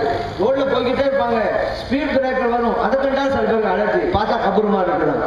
ஏன்னா சில பேர் அதை கண்டாலும் பிடிக்காது சில பேருக்கு. இப்படி சில பேர் இருக்கிறாங்க. அப்படிலாம் பார்க்க தேவையில்லை. ஒரு முஸ்லிம் எந்த கருத்துல ஒரு வார்த்தை யூஸ் பண்றாரு அதைத்தான் நம்ம பார்க்கணும். எப்படி நான் ஏற்கனவே சொன்னதையெல்லாம் நம்ம யூஸ் பண்றோமோ அந்த மாதிரிதான் இதுவும். நேர்ச்சையா வாங்குறது அல்லாவுக்கு நம்ம செய்யறோம். அது மூலம் நம்ம கிடைக்கும்ல, அது இறை நேசர்கள் சேர்த்து வைக்கிறோம். மஹித் அப்துல் காதிர் ஜீலானி அவங்களுக்கு, நாகூர் நாயகம் அவங்களுக்கு, அதைத்தான் ஷார்ட் ஃபார்மா நம்ம பேசுறோம். இப்போ அல்லாஹ் குர்ஆன்ல சொல்றான், வஅன்னல் மஸாஜித லில்லாஹ், பள்ளிவாசல்கள் அல்லாஹ்வுக்குரியது அப்படிங்கிறான். நபிகள் ஸல்லல்லாஹு அலைஹி வஸல்லம் சொல்றாங்களே, மஸ்ஜிதி ஹாதா, அந்த மஸ்ஜித் நபவிய ஏன் பள்ளிவாசல்ங்கறாங்க. நல்ல வேளை இந்த மாதிரி இப்போ கேட்கறவங்களும் அந்த காலத்துல இல்லை. நபிகள் ஸல்லல்லாஹு அலைஹி வஸல்லம் காலத்துல இருந்தாலும் வச்சிருக்காங்களே, அவங்க ஸல்லல்லாஹு அலைஹி வஸல்லம் அவங்களுக்கே சொல்லி கொடுத்துருப்பாங்க. யார சொல்லலாம், எப்படிங்க பள்ளிவாசல் உங்க பள்ளிங்களா? அல்லாஹ் குர்ஆன்ல வஅன்னல் மஸாஜித லில்லாஹ், பள்ளிவாசல் அல்லாஹ்வுக்குரியல்ல சொல்றான், நீங்க எப்படி உங்க பள்ளிங்கிறீங்க என்று கேட்டிருப்பாங்க. நல்ல இவங்கெல்லாம் அப்பெல்லாம் சஹாபா பெருமக்கள் தான் இருந்தாங்க, பிரச்சனை இல்லை, சரியா புரிஞ்சு கொள்வாங்க. நபிகள் ஸல்லல்லாஹு அலைஹி வஸல்லம் அவர்கள் ஏன் பள்ளி அப்படி சொன்னது நோக்கம் என்ன? என் நிர்வாகத்தில் இருக்கிற பள்ளின்னு அர்த்தம், என்னால் எழுப்பப்பட்ட பள்ளின்னு அர்த்தம். இப்ப நமக்கு நடைமுறை பேசுறது இல்லையா? எங்க பள்ளியாசம் வந்து பாருப்பா, எங்க ஊர் பள்ளியாசம் வந்து பாரு கேட்கலையா? அப்ப அவன்கிட்ட போய் அது எப்படி ஓம் பள்ளியாசங்களாம் கேட்டோமா? அல்லாஹ் சொல்லிட்டான் பள்ளி அல்லாஹ்வுக்குரியது, நீ எப்படி ஓம் பள்ளிங்களான்? ஏன் அல்லாஹ் ஏன் பள்ளிங்கிறன்னு சொன்னா என்னை வணங்குவதற்காக உள்ளது அப்படின்னு அர்த்தம். நம்ம ஏன் பள்ளின்னு சொன்னா எங்க மஹல்லா பள்ளியாசன் அர்த்தம், என் ஊர் பள்ளியாசன் அர்த்தம். இப்படி ஒவ்வொன்றையும் புரிகின்ற போது ஏன் இந்த நேர்ச்சை விஷயத்தை மட்டும் வாகனம் பண்ணனே? வழிமார்கள் அப்படிங்கிறதுனால தானே. அதனால நம்ம நதிர்கிறது வணக்கம், சந்தேகமே கிடையாது. அதன் மூலம் அதை அல்லாஹ்வுக்கு தான் செய்யறோம். அது மூலம் அல்லாஹ் நன்மையை தர்றான். அதை இறை நேசர்களுக்கு நாம் சேர்த்து வைக்கிறோம். அதனால் எந்த பிரச்சனையும் இல்லைங்கிற கொடுத்துருவோம். இப்ப இதுவெல்லாம் இப்ப புரிய வேண்டிய முறைப்படி புரிஞ்சுட்டா பிரச்சனை இல்லை. எந்த நோக்கத்திற்கு ஒன்று சொல்லப்படுகிறது, காரணத்தை நம்ம புரியாது, அதான் பெஸ்ட். காரணத்துல சிக்கல் தான் வரும். இப்போ 2 பேருங்க ரயில்வே ஸ்டேஷன் போனாங்க. 2 பேருக்கும் போதையில இருக்காங்க, கடுமையான போதை. எப்படின்னு சொன்னா வானத்தை பார்த்தா பூமியா தெரியுது, பூமியை பார்த்தா வானமா தெரியுது, அந்த அளவுக்கு நிற்கிறாங்க 2 பேரும். ட்ரெயின் வந்துச்சு, 2 பேர்ல ஒரு ஆள் தட்டு தடுமாறி ஏறிட்டாரு, ட்ரெயின் போயிருச்சு. இந்த ஏற முடியாம இருந்தான் பாருங்க, அவன் ஆள ஆரம்பிச்சுட்டான். ரயில்வே ஸ்டேஷன் மாஸ்டர் கேட்டாரு, ஏன்பா அழுகுற? அப்ப நடந்ததெல்லாம் அவன் சொன்னான். அப்ப அவர் சொன்னாரு, இப்ப அழுது என்னையா பிரயோஜனம், குடிச்சதான் குடிச்சேன், நீ அளவோடு குடிச்சிருக்க கூடாது. அப்படி அளவோடு குடிச்சிருந்தா உன் கூட வந்தவன் ஏறி போனால தட்டு தடுமாறியாவது அந்த மாதிரி நீ ஏறி போயிருக்கணும். அதை விட்டு இப்ப அழுது என்ன பிரயோஜனம் அப்படின்னு அவர் கேட்டாரு. அப்ப இவன் சொன்னான், சார் என்னால ரயிலேறு போக முடியலன்னு நான் அழுவலை, என்ன வழி அனுப்ப வந்தவன் செத்து போயிட்டான்னு நான் அழுதுகிட்டு இருக்கிறேன் அப்படின்னு அவன் சொன்னான். ஏன் எதுக்கு வந்தவங்கிறது அவனுக்கு தெரியாம போச்சு. அந்த மாதிரி ஒரு ஹதீஸ் இருக்கிறதுண்டா அது என்ன காரணம், முழு விளக்கம் என்ன, ஒரு வசனம் என்றால் அதன் விளக்கம் என்ன, ஒரு வார்த்தையை முஸ்லிம்கள் உபயோகிக்கிறார்கள் என்றால் அதன் பொருள் என்ன, அப்படி புரிஞ்சுனா சிக்கல் இல்லைங்க. இப்போ முஸ்லிம்கள் மற்ற விஷயங்கள்ல எப்படி சில வார்த்தைகளை யூஸ் பண்றாங்களோ, உபயோகிக்கிறார்களோ, பிரயோகிக்கிறார்களோ, அந்த மாதிரிதான் வழிமார்களுக்கு நேர்ச்சிங்கிற வார்த்தையும் யூஸ் பண்றாங்க. முஸ்லிம்கள் தெளிவாக இருக்கிறாங்க. வணக்கம் எல்லாம் அல்லாஹ் ஒருவனுக்கு தாண்டு. எவ்வளவு பெரிய தெளிவு! அதனால தானே நீங்க எந்த ஜியாரத்துக்கு போங்க, ஜியாரம் இருக்கும், பக்கத்துல பள்ளியாசம் இருக்கும். முஸ்லிம்களுக்கு உண்டான தெளிவை பாத்தீங்களா? நீங்க எந்த பகதாதுக்கு போனாலும் சரி, இந்தியாவுக்கு வந்து அஜ்மீர் ஷரீஃப் போனாலும் சரி, நாகூர் ஷரீஃப் போனாலும் சரி, எங்க ஜியாரமோ பக்கத்துல பள்ளி. முஸ்லிம்கள் எவ்வளவு தெளிவா இருக்கிறார்கள். அங்கே ஜியாரத்து, இங்கே தொழுகை. அல்லாஹ்வுக்கு இல்ல வழிமார்களை எல்லாம் வணங்குறாங்க. வழிமார்ல வணங்கினா ஏன் பள்ளியாசல் கட்டி வச்சிருக்காங்க தராக பக்கத்துல? வணக்கம் அல்லாஹ் ஒருவனுக்குத்தான் அப்படிங்கிற மிக தெளிவாக இருக்கிறார்கள். ஜியாரத்து பண்ணிக்கிட்டே இருப்பாங்க, பாங்கு சத்தம் கேட்கும், பள்ளியாசலுக்கு போயிடுவாங்க. முஸ்லிம்கள் தெளிவா இருக்கிறாங்க. இங்க இறைநேசர்கள் ஜியாரத்து செய்ய வந்தோம், பாங்குவெளி சப்தம், இன்னும் அல்லாஹ்வை தொழணும், பள்ளிக்கு தான் போகணும். எவ்வளவு தெளிவாக இருக்கிறார்கள் முஸ்லிம்கள். அப்படி தெளிவில்லாவிட்டா கபருக்கு பக்கத்துல பள்ளியாசல் கட்டி வச்சிருப்பாங்களா? இன்னொன்னு, ஷரியத்திலே நிலையாக இருக்க வேண்டும்ங்கிறத குறிக்கோளா இருக்கிறாங்களே. ஜியாரத்துக்கு போனோம், தொழுக வசதி இல்லை, அதனால தொழுகு விடுபட்டு போச்சு என்று கூட இருக்கக்கூடாது. தொழுகை நேரம் வந்துவிட்டால் அதை நிறைவேற்ற வேண்டும் என்பதில் கூட, அந்த ஷரியத்தில் கூட எவ்வளவு பிடிப்பு இருக்கிறது. அதனால தானே தர்காவுக்கு பக்கத்துல பள்ளியாசல் கட்டி வச்சாங்க. அப்படி இருக்கும்போது இல்ல அல்லாஹ்வுடைய இடத்துல கொண்டு போய் வைக்கிறாங்கன்னா எவ்வளவு பெரிய வீண்பழி, எவ்வளவு பெரிய அவதூறு இது. இதுக்கெல்லாம் பதில் சொல்லணும்ல. ஒரு முஸ்லிமை பார்த்து இவர் வந்து வழியுள்ள அல்லாஹ்வுடைய இடத்துல வச்சுட்டாங்கன்னா சாதாரண விஷயமா? இப்படி சொல்லக்கூடியவர்கள் எல்லாம் மறுமையிலே பதில் சொல்லி ஆக வேண்டும். அல்லாஹ் கேட்பான், ஒரு முஸ்லிம் மீது ஏன் வீண்பழி சுமத்தின? ஒரு ஆளு திருடல, அவன் திருடனான்னு சொன்னான், அல்லாஹ் விட்டுருவான் அந்த ஆளை? ஒரு ஆள் குடிக்கல, இல்ல இவன் குடிச்சான்னு ஒரு ஆள் இந்த உலகத்துல சொல்றாரு, அந்த ஆள் அல்லாஹ் விட்டுருவான மறுமையில? ஒரு முஸ்லிம் மீதா வீண்பழி சுமத்தின கேட்பான். அந்த மாதிரி தான் நீ அல்லாஹ்வுடைய இடத்துல வழியுள்ளா வச்சான்னு ஒரு ஆள் ஒரு முஸ்லிமை பார்த்து எப்படி சொன்ன என்று மறுமையிலே கேட்பான். அதனால மறுமையோட அச்சம் என்று ஒன்று இருந்தால் இது போன்ற வீண்பழி சுமத்ததெல்லாம் நாம் தவிர்த்து விட வேண்டும் என்பதையும் இங்கே நாம் நினைவிலே கொள்ள வேண்டும். அடுத்ததாக இப்ப நம்ம ஒவ்வொரு நாளும் தொழுகிறோம். தொழுது முடிஞ்ச உடனே துவா ஓதுறாங்க, இமாம் துவா ஓதுறாங்க, நம்ம எல்லாம் ஆமீங்கிறோம். இதுக்கு கூட்டு துவா அப்படின்னு ஒரு வார்த்தையை இப்ப யூஸ் பண்ணிக்கிட்டு இருக்கிறாங்க, கூட்டு துவா. ஆனா உண்மையிலே ஷரியத்துல கூட்டு துவாங்கிறது ஒண்ணு கிடையாது. கூட்டு துவாங்க வார்த்தையே கிடையாது. கூட்டு துவா செய்கிறார்கள் பிஜாத்து அப்படிங்கிறாங்க. நான் சொல்றது கூட்டு துவாங்கிற வார்த்தை தான் பிஜாத்துங்கிறது. கூட்டு துவா எங்க இருக்குது? அரபியில என்ன கூட்டு துவாங்கிறது? அரபியில என்ன சொல்றது? கூட்டு தொழுகை இருக்கிறது, ஸலாத்துல் ஜமாஅ. கூட்டு துவாக்கு அரபியில ஒண்ணு இல்லையே. குர்ஆன்ல இருக்கிறதா, ஹதீஸ்ல இருக்கிறதா கூட்டு துவாக்கு? கூட்டு துவாக்கு அரபியில என்ன? அதை சொல்ல நான் குர்ஆன்ல தேடி பார்க்கிறேன், அதில் தேடி பார்க்கிறேன். சொல்ல முடியாது யாரும். அப்படி ஒண்ணே இல்லை. இவர்களெல்லாம் உருவாக்கணும். எதுக்கு? ஒரு ஆளு துவா ஓதுனா மற்றவங்க ஆமீன் சொல்றாங்கல்ல, அதுதாங்க கூட்டு துவா. இதுதான் கூட்டு துவான்னு யார் பேர் வைத்தது? இறைவனா இறைத்தூது ஸல்லல்லாஹு அலைஹி வஸல்லம் அவர்களா? நீங்களா ஒரு பேர் வைப்பீங்களா? இப்படி துவா செய்யறாங்க, ஆமீன் சொல்றாங்க, இதுதான் கூட்டு துவா. அந்த அதிகாரத்தை இவர்கள் யார் கொடுத்தது? அதனால கூட்டு துவாங்கிறவங்க கிடையாது. ஏன் தெரியுமா? இங்கே நடைபெறுவது எல்லாம் இறைவனிடம் கேட்பதுதான். இமாம் தொழுது முடிஞ்சாலும் கேட்கிறாங்க, இல்ல துவா வராங்கல்ல, அல்லாஹ் தானே கேட்கிறாங்க. ரப்பனா ஆத்தினா ஃபித் துன்யா ஹஸனத்தன் வஃபில் ஆখিরাতি ஹஸனத்தன் வகினா அஸாபன்னார். இறைவனை இந்த உலகத்திலும் மறு உலகத்திலும் அழகிய வாழ்க்கையை தான், நரக நெருப்பிலிருந்து எங்களை பாதுகாத்தது. யார்கிட்ட கேட்கிறாங்க? அல்லாஹ் தானே. நம்ம எல்லாம் ஆமீன் அப்படிங்கிறோம். இறைவனே இந்த துவாவை ஏற்றுக்கொள்வாயாக. யார்கிட்ட தான் கேட்கிறோம்? அல்லாஹ்ட்ட கேட்கிறோம். ஏங்க இமாமும் அல்லாஹ்ட்ட கேட்கிறாரு, மாமுங்களும் அல்லாஹ்ட்ட கேட்கிறோம். இதுக்கு போய் ஆதாரம் தான், ஆதாரம் தான். அல்லாஹ்ட்ட கேட்கறதுக்கு ஆதாரம் கேட்க ஆரம்பிச்சிட்டீங்களா? முன்னாட அவுலியா கிட்ட கேட்டாக்கா, அவுலியா கிட்ட கேட்கறதுக்கு என்ன ஆதாரம் அப்படின்றாங்க. இப்ப நிலைமை எங்க போச்சு பாருங்க. நம்ம அல்லாஹ்ட்ட கேட்டுக்கிட்டு இருக்கோம், அதுக்கு என்ன ஆதாரம் போறாங்க? எங்க போகுது நிலைமை? ஏன்னா இவங்க வந்து மீனிங் தெரியல, ஏன்னா ஒரு சடங்கு நினைச்சுக்கிட்டாரு. இமாம் ஓதுறார், இவர் ஆமீன் சொல்கிறார், இது ஒரு சடங்கு, இந்த சடங்குக்கு என்ன ஆதாரம் அவங்களே வச்சுக்கிறது மீனிங் தெரியாதனால. அர்த்தத்தை தெரிஞ்சா இமாமும் அல்லாஹ்ட்ட கேட்டுட்டு இருக்கிறாரு, இவங்களும் அல்லாஹ்ட்ட கேட்டுட்டு இருக்காங்க. ஆமீனா யாரெல்லாம் இது ஒப்புக்கொள்வான்னு அர்த்தம். இதுக்கு போய் நம்ம எப்படி ஆதாரம் கேட்கறேன் அவங்க புரிஞ்சிருப்பாங்க. சரி, அது ஆதாரம் கேட்கறீங்களா? குர்ஆன்ல இருக்கிறதுல உதுஊனி அஸ்தஜிப் லக்கும் அல்லாஹ் சொல்றான், என்னென்ன கேட்க தர்றேங்கிற அது ஆதாரம். அல்லாஹ் கேட்க சொல்றான்ல, அதனால கேட்கிறோம். அதனால இந்த கூட்டான கூட்டு பொரியெல்லாம் கிடையவே கிடையாது. அவளே உருவாக்கிட்டே தான். நடைமுறையில கூட்டுகள் வாசகம் வச்சுக்கிட்டாங்க. அப்படி இல்லை, எல்லாம் இறைவனும் கேட்கிறார்கள். சரி, இந்த நடைமுறை நபிகளாம் ஸல்லல்லாஹு அலைஹி காலத்துல இருந்ததா? ஒருவர் துஆ செய்யும் பொழுது மற்ற ஆமீன் கூட ரெண்டு பேரும் அல்லாஹ்ட்ட தான் கேட்கிறாங்க. நடைமுறை இருந்ததா? இருந்தது. தொழுகையிலும் இருந்தது, தொழுகைக்கு வெளியிலும் இருந்தது. தொழுகையில இமாம் வலதாலின்னு சொல்லி முடிச்ச உடனே நம்ம எல்லாம் ஆமீன்கிறோம்ல, அதான் தொழுகைக்குள்ளே இருக்கத்தானே செய்து இஹ்தினா ஸிராத்தல் முஸ்தகீம்ங்கிறது துஆ தானே.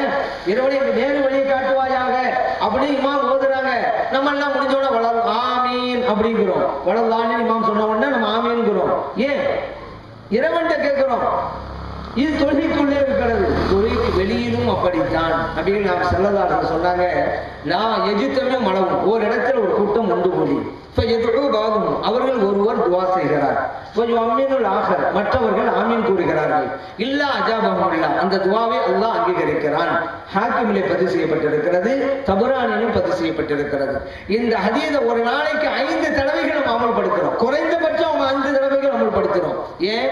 ஒரு இடத்துல ஒரு கூட்டம் ஒன்று கூடி, பள்ளியாசல் ஒன்று கூடிட்டோம், அவர்கள் ஒருவர் துவா செய்ய இமாம் துவா செய்யறாங்க, மற்றவர்கள் ஆமீன் கூற, நம்ம எல்லாம் பின்னாடி ஆமீன்கிறோம்.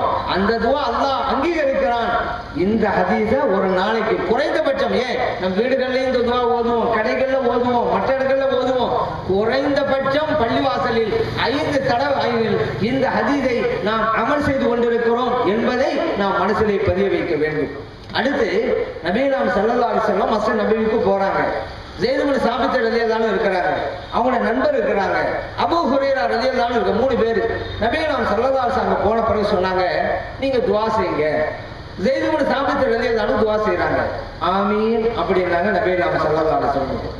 பிறகு அவர்களுடைய நண்பர் துஆ செஞ்சாங்க, அதற்கும் நபிகளாம் ஸல்லல்லாஹு அலைஹி வஸல்லம் அவர்கள் ஆமீன் அப்படின்னாங்க. அப்புறம் அபூ ஹுரைரா ரலியல்லாஹு அன்ஹு அவர்கள் துஆ செய்றாங்க, ஆமீன் என்றார்கள் நபிகளாம் ஸல்லல்லாஹு அலைஹி வஸல்லம் அவர்கள். தபரானிலே பதிவு செய்யப்பட்ட ஹதீஸ். பாத்தீங்களா, சஹாபா பெருமக்கள் துஆ செய்றாங்க, நபிகளாம் ஸல்லல்லாஹு அலைஹி வஸல்லம் ஆமீன் சொல்றாங்க. இது ஒன்றும் சடங்கல்ல, எல்லாம் இறைவனிடம் கேட்கிறார்கள். நம்ம சிபார் செய்யறோம், அடுத்த ஆளுக்கான துஆ செய்யலாமா இல்லையா, அதை புரிஞ்சுக்கிட்டா இது புரிஞ்சுக்கலாம். ஒரு ஆளுக்கு நோய் ஏற்பட்டிருக்கு, யாரெல்லாம் அவருக்கு நல்ல சுகத்தை தருவாங்கன்னு கேட்கலாமா? கேட்கறாரா? கேட்கலாம் தானே.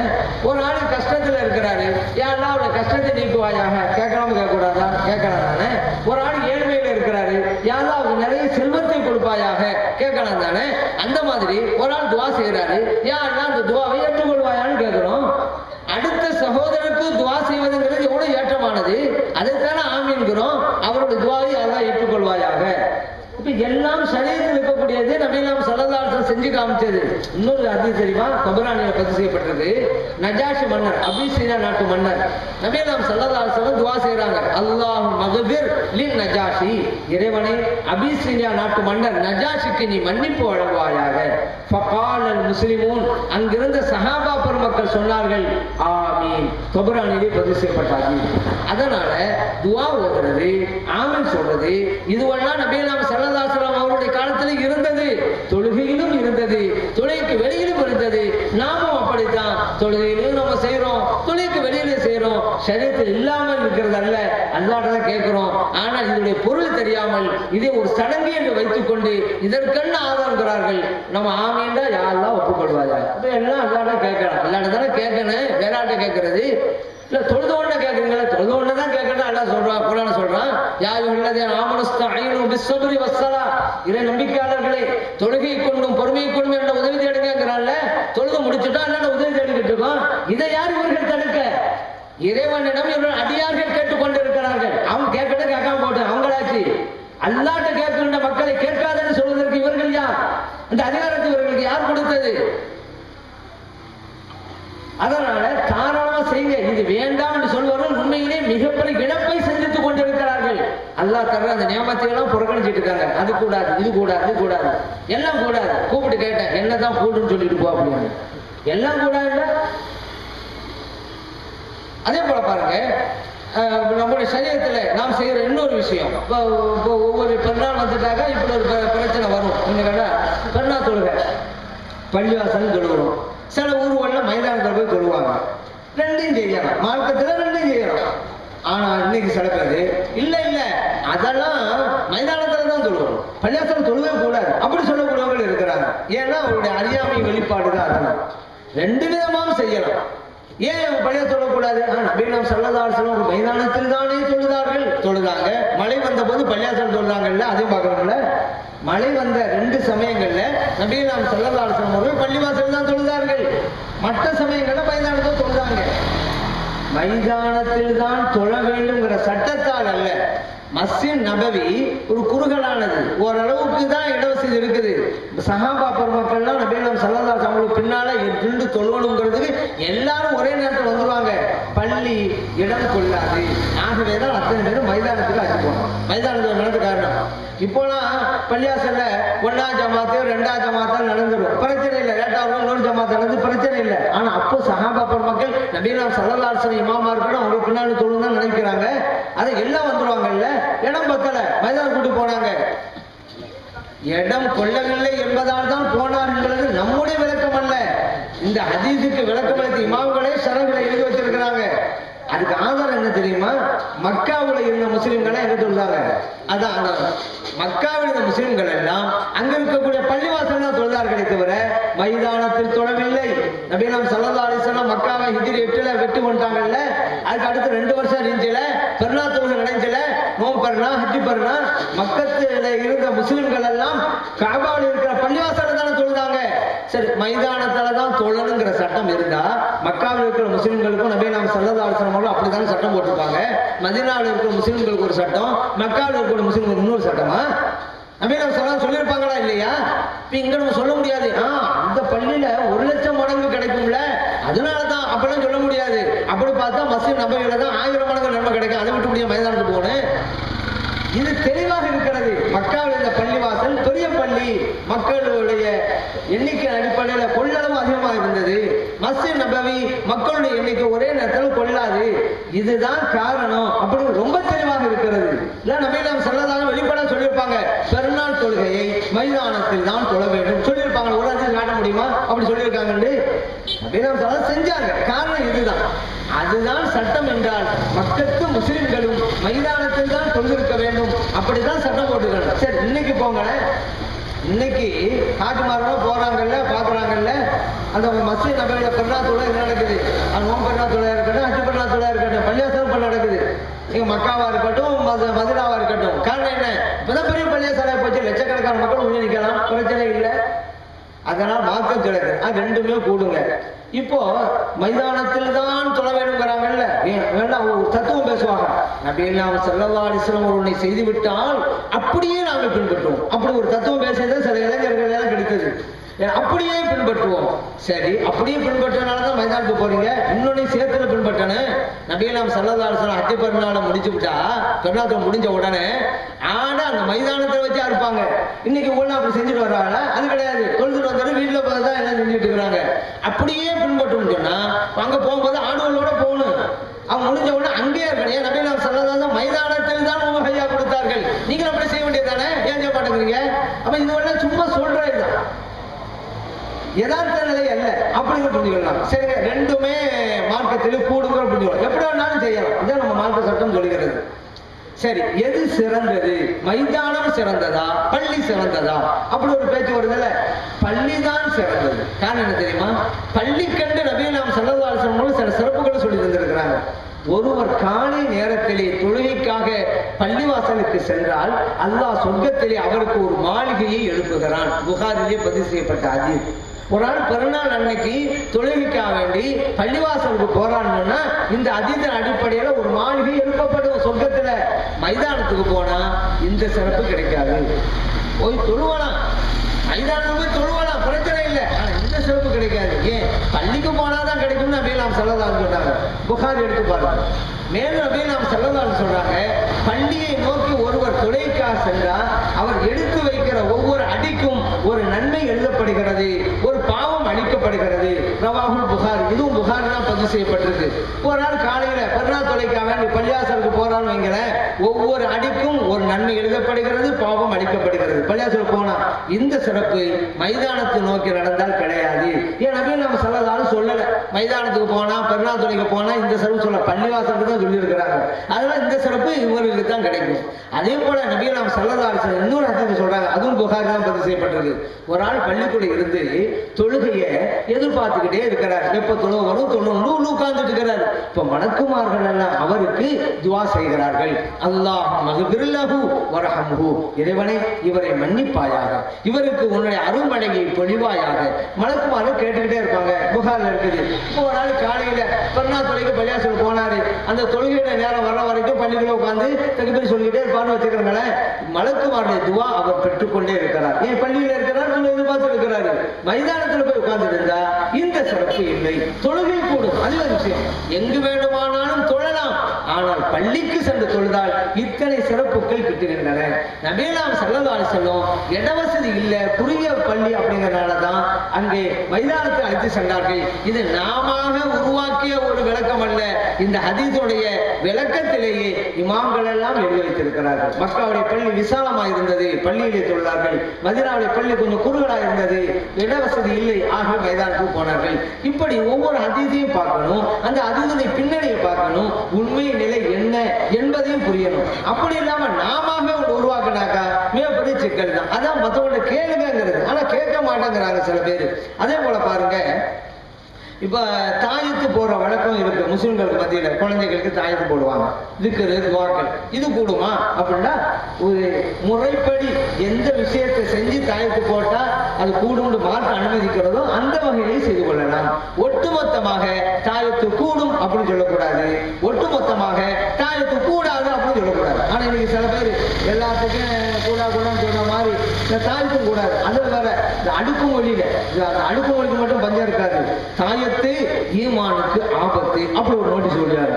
ஏன்னா இந்த அடுக்குமொழி இது வந்து என்னன்னு பார்க்கணும். அப்துல்லா இப்னு மஸ்ஊத் ரலியல்லாஹு அன்ஹு வீட்டுக்கு வர்றாங்க, அவங்களுடைய துணைவியார் தாயத்தை போட்டுக்கிறாங்க, அதை அறுத்தெறிகிறாங்க அப்துல்லா இப்னு மஸ்ஊத் ரலியல்லாஹு அன்ஹு. காரணம் என்ன? யஹூதியிடமிருந்து அந்த தாயத்தை வாங்கி வந்திருந்தார்கள் அவருடைய துணைவியார். இது அபூதாவுல பதிவு செய்யப்பட்டிருக்கு. அப்பவே அப்துல்லா இப்னு மஸ்ஊத் ரலியல்லாஹு அன்ஹு சொல்றாங்க, ஏன் யஹூதியிடம் சென்றாய்? நபிகள் நாயகம் ஸல்லல்லாஹு அலைஹி வஸல்லம் அவர்கள் சொல்லி தந்த அழகான துஆ இருக்குதே, அதை விட்டு ஏன் அங்க போனேன் கேக்குறாங்க தோழர். அல்லாஹும்ம ரப்பன் நாஸ் அத்ஹிபில் பாஸ் இஷ்ஃபி அன்த ஷாஃபி லா ஷிஃபாஅ இல்லா ஷிஃபாஉக ஷிஃபாஅன் லா யுகாதிரு ஸகமன் என்ற அழகான துஆவை கண்மணி நாயகம் ஸல்லல்லாஹு அலைஹி வஸல்லம் சொல்லி தந்திருக்கிறாங்க. இதை விட்டுவிட்டு ஏன் யஹூதியிடம் சென்றாய் என்று சொல்லி அதை அறுத்தெறிந்தார்கள். அபூதால பதிவு செய்யப்பட்டது. இப்ப நம்ம என்ன புரிகிறோம்? யஹூதிட்ட போனா இணைவைப்புள்ள வாசகத்தை தான் எழுதி கொடுத்திருப்பாரு, மார்க்கத்து கூடாது, அதெல்லாம் அறுத்தெறிஞ்சாங்க. தெளிவா இருந்துச்சா? அதே அபூதாவுல இன்னொரு ஹதீஸ் இருக்குது. நபிகள் நாயகம் ஸல்லல்லாஹு அலைஹி வஸல்லம் ஒரு துஆ சொல்லி கொடுக்கிறாங்க. திடுக்கிட்டு பயந்தால் எதை ஓதணும்? நம்ம கூட பார்க்கலாம், படுத்துக்கிட்டே இருப்போம், திடுக்கிட்டு பயந்துருவோம். தூக்கிட்டே இருக்கும்போது திடுக்கிட்ட பயந்து எழுந்திருப்போம். சின்ன பிள்ளைகளும் அப்படிதான், திடுக்கிட்ட பயந்து அழுவும். அதனாலதான் புள்ள பயந்துருச்சு ஓதி பாருங்க ஆசிரியர் அப்படிலாம் தாய்மார்கள்லாம் சொல்லுவாங்க. ஏன் பிள்ளையும் பெரியாருக்கே ஏற்படும். அப்படி திடுக்கிட்ட பயந்தா என்ன ஓதுறது? நபிகள் நாயகம் ஸல்லல்லாஹு அலைஹி வஸல்லம் அழகான துஆ சொல்லி தர்றாங்க. அஊது பி கலிமாத்தில்லாஹி தம்மா மின் கலபிஹி வ ஷர்ரி இபாதிஹி வ ஹமதாத்தி ஷயாத்தீன் வ யஹதுருன். அல்லாஹ்வுடைய பரிபூர்ணமான வார்த்தையை கொண்டு நான் பாதுகாப்பு தேடுறேன். அல்லாஹ்வுடைய கோபத்தை விட்டும், அல்லாஹ்வுடைய படைப்பிடங்களுடைய தீங்குகளை விட்டும், ஷைத்தானுடைய தாக்குதலை விட்டும், ஷைத்தான் ஆஜராகுவதை விட்டும் பாதுகாப்பு தேடுறேன். அதுதான் இதுக்கு அர்த்தம் இந்த துஆவுக்கு. அப்துல்லா இப்னு அம்ர் ரலியல்லாஹு அன்ஹு என்கிற சஹாபி தம்முடைய பிள்ளைகளுக்கு இந்த துஆவை எழுதி கழுத்திலே கட்டி தொங்க போட்டார்கள். அபூதாவுல பதிவு செய்யப்பட்டார்கள். அப்ப ரெண்டா பிரிக்கணும். யஹூதியோடு வாங்கினா ஷிர்குல வாசமும் கூடாது. நபிகள் நாயகம் ஸல்லல்லாஹு அலைஹி வஸல்லம் அவர்கள் சொல்லி தந்த துஆக்கள் திக்ர்களா இருந்தா கூடும். தெளிவாய் போச்சுல? அவ்வளவு மொத்தமா கூடாது அப்படின்னு சொல்லலாம். இதே சட்டம் தான் ஓதி பார்க்கறதுங்க. ஓதி பார்க்கறது அப்படிதான். நல்ல துஆக்கள் திக்ர்கள் வசனங்களா இருந்தா தாராளமா கூடும். இணைவைப்புள்ள வாசமா இருந்தா கூடாது. இப்படித்தான் நம்ம பார்க்கணும். ரெண்டு இப்படிதான் ஹதீஸ்ல வந்து இருக்கிறது. ஒன்றை பார்த்து விட்டு இன்னொன்றை பார்க்காம இருக்கக்கூடாது. அப்ப மார்க்கம் என்ன அப்படிங்கிறது புரியாம போயிடும். எல்லாத்தையும் பார்த்து ஒரு முடிவு பண்ணணும். கூடும் என்று இருக்கிறது, கூடாது என்று இருக்கிறது, எப்படி புரிவது? அதுதானங்க திருக்கம், அதான நீதி, அதானுங்க நியாயம், அதானுங்க நேர்மை. அப்படிலாம் ஒன்றை மட்டும் பார்த்துட்டு போனா இன்னொன்று என்ன செய்யறது? இன்னொரு ஹதீஸை மறுக்கிற சூழ்நிலையில வரும். அதனால தெளிவாக இருக்கிறது. திக்ருகள் உள்ளதா இருந்தா தாராளமாக தாயத்து போடலாம். இப்ப இது ஒன்றும் புரியாமல் இருக்கிறாரு. ஏன்னா அவங்களே படிக்கல குர்ஆன் ஹதீஸை, அதனால அப்படிங்கிறாரு. அவங்களே படிக்கும் போது அவங்கள்ட்ட போய் நம்ம கேட்க முடியுமாங்க? தெரியாவிட்டா அப்படிதான் வரும். இப்ப அவங்கள்ட்ட போய் மார்க்க கேட்க கூடாது. ஏன் அவங்க குர்ஆன் ஹதீஸ் படிக்கலையே? அவங்கள்ட்ட போய் கேட்டா என்ன ஆகும்? அவங்க தெரிஞ்ச அளவுக்கு தவறாக அவங்க சொல்லி தந்துருவாங்க. அதுதான் சிக்கலா ஏற்படும். ஒரு ஆளு கண் பார்வை ஒரு மாதிரியா இருக்குன்னு சொல்லி கண் டாக்டர்கிட்ட போனார் காமிக்க, கண்ணை காமிக்க போனாரு. டாக்டர் சேர் மேல உட்கார வச்சுட்டாரு. அப்புறம் மருந்து ஊத்துறாரு கண்ணை. டாக்டர் கேட்கிறாரு எப்படி இருக்குது? இந்த ஆள் சொன்னா இனிக்குது டாக்டர். எனக்கு இனிக்குதா? என்ன கண்ணில் ஊத்துனா ஒண்ணு எரியும் அல்லது குளிர்ச்சியா இருக்கும், நீ என்ன இனிக்குதுங்கிற?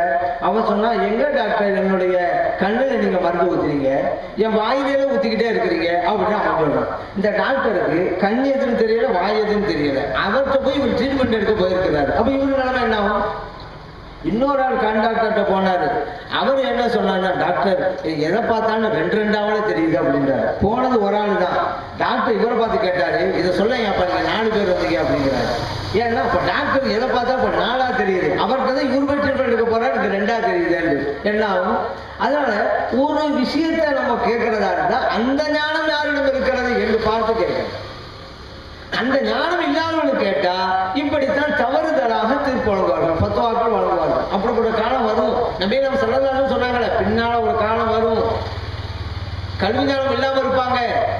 அவங்ககிட்ட போய் சில பேர் சட்டம் கேட்பாங்க, அவங்க பதில் சொல்லுவாங்க, தானும் கேட்டு மற்றவங்க எடுத்து போடுவாங்க. அப்படிப்பட்ட காலம் வரும். அப்படிதான் இருக்கிறது.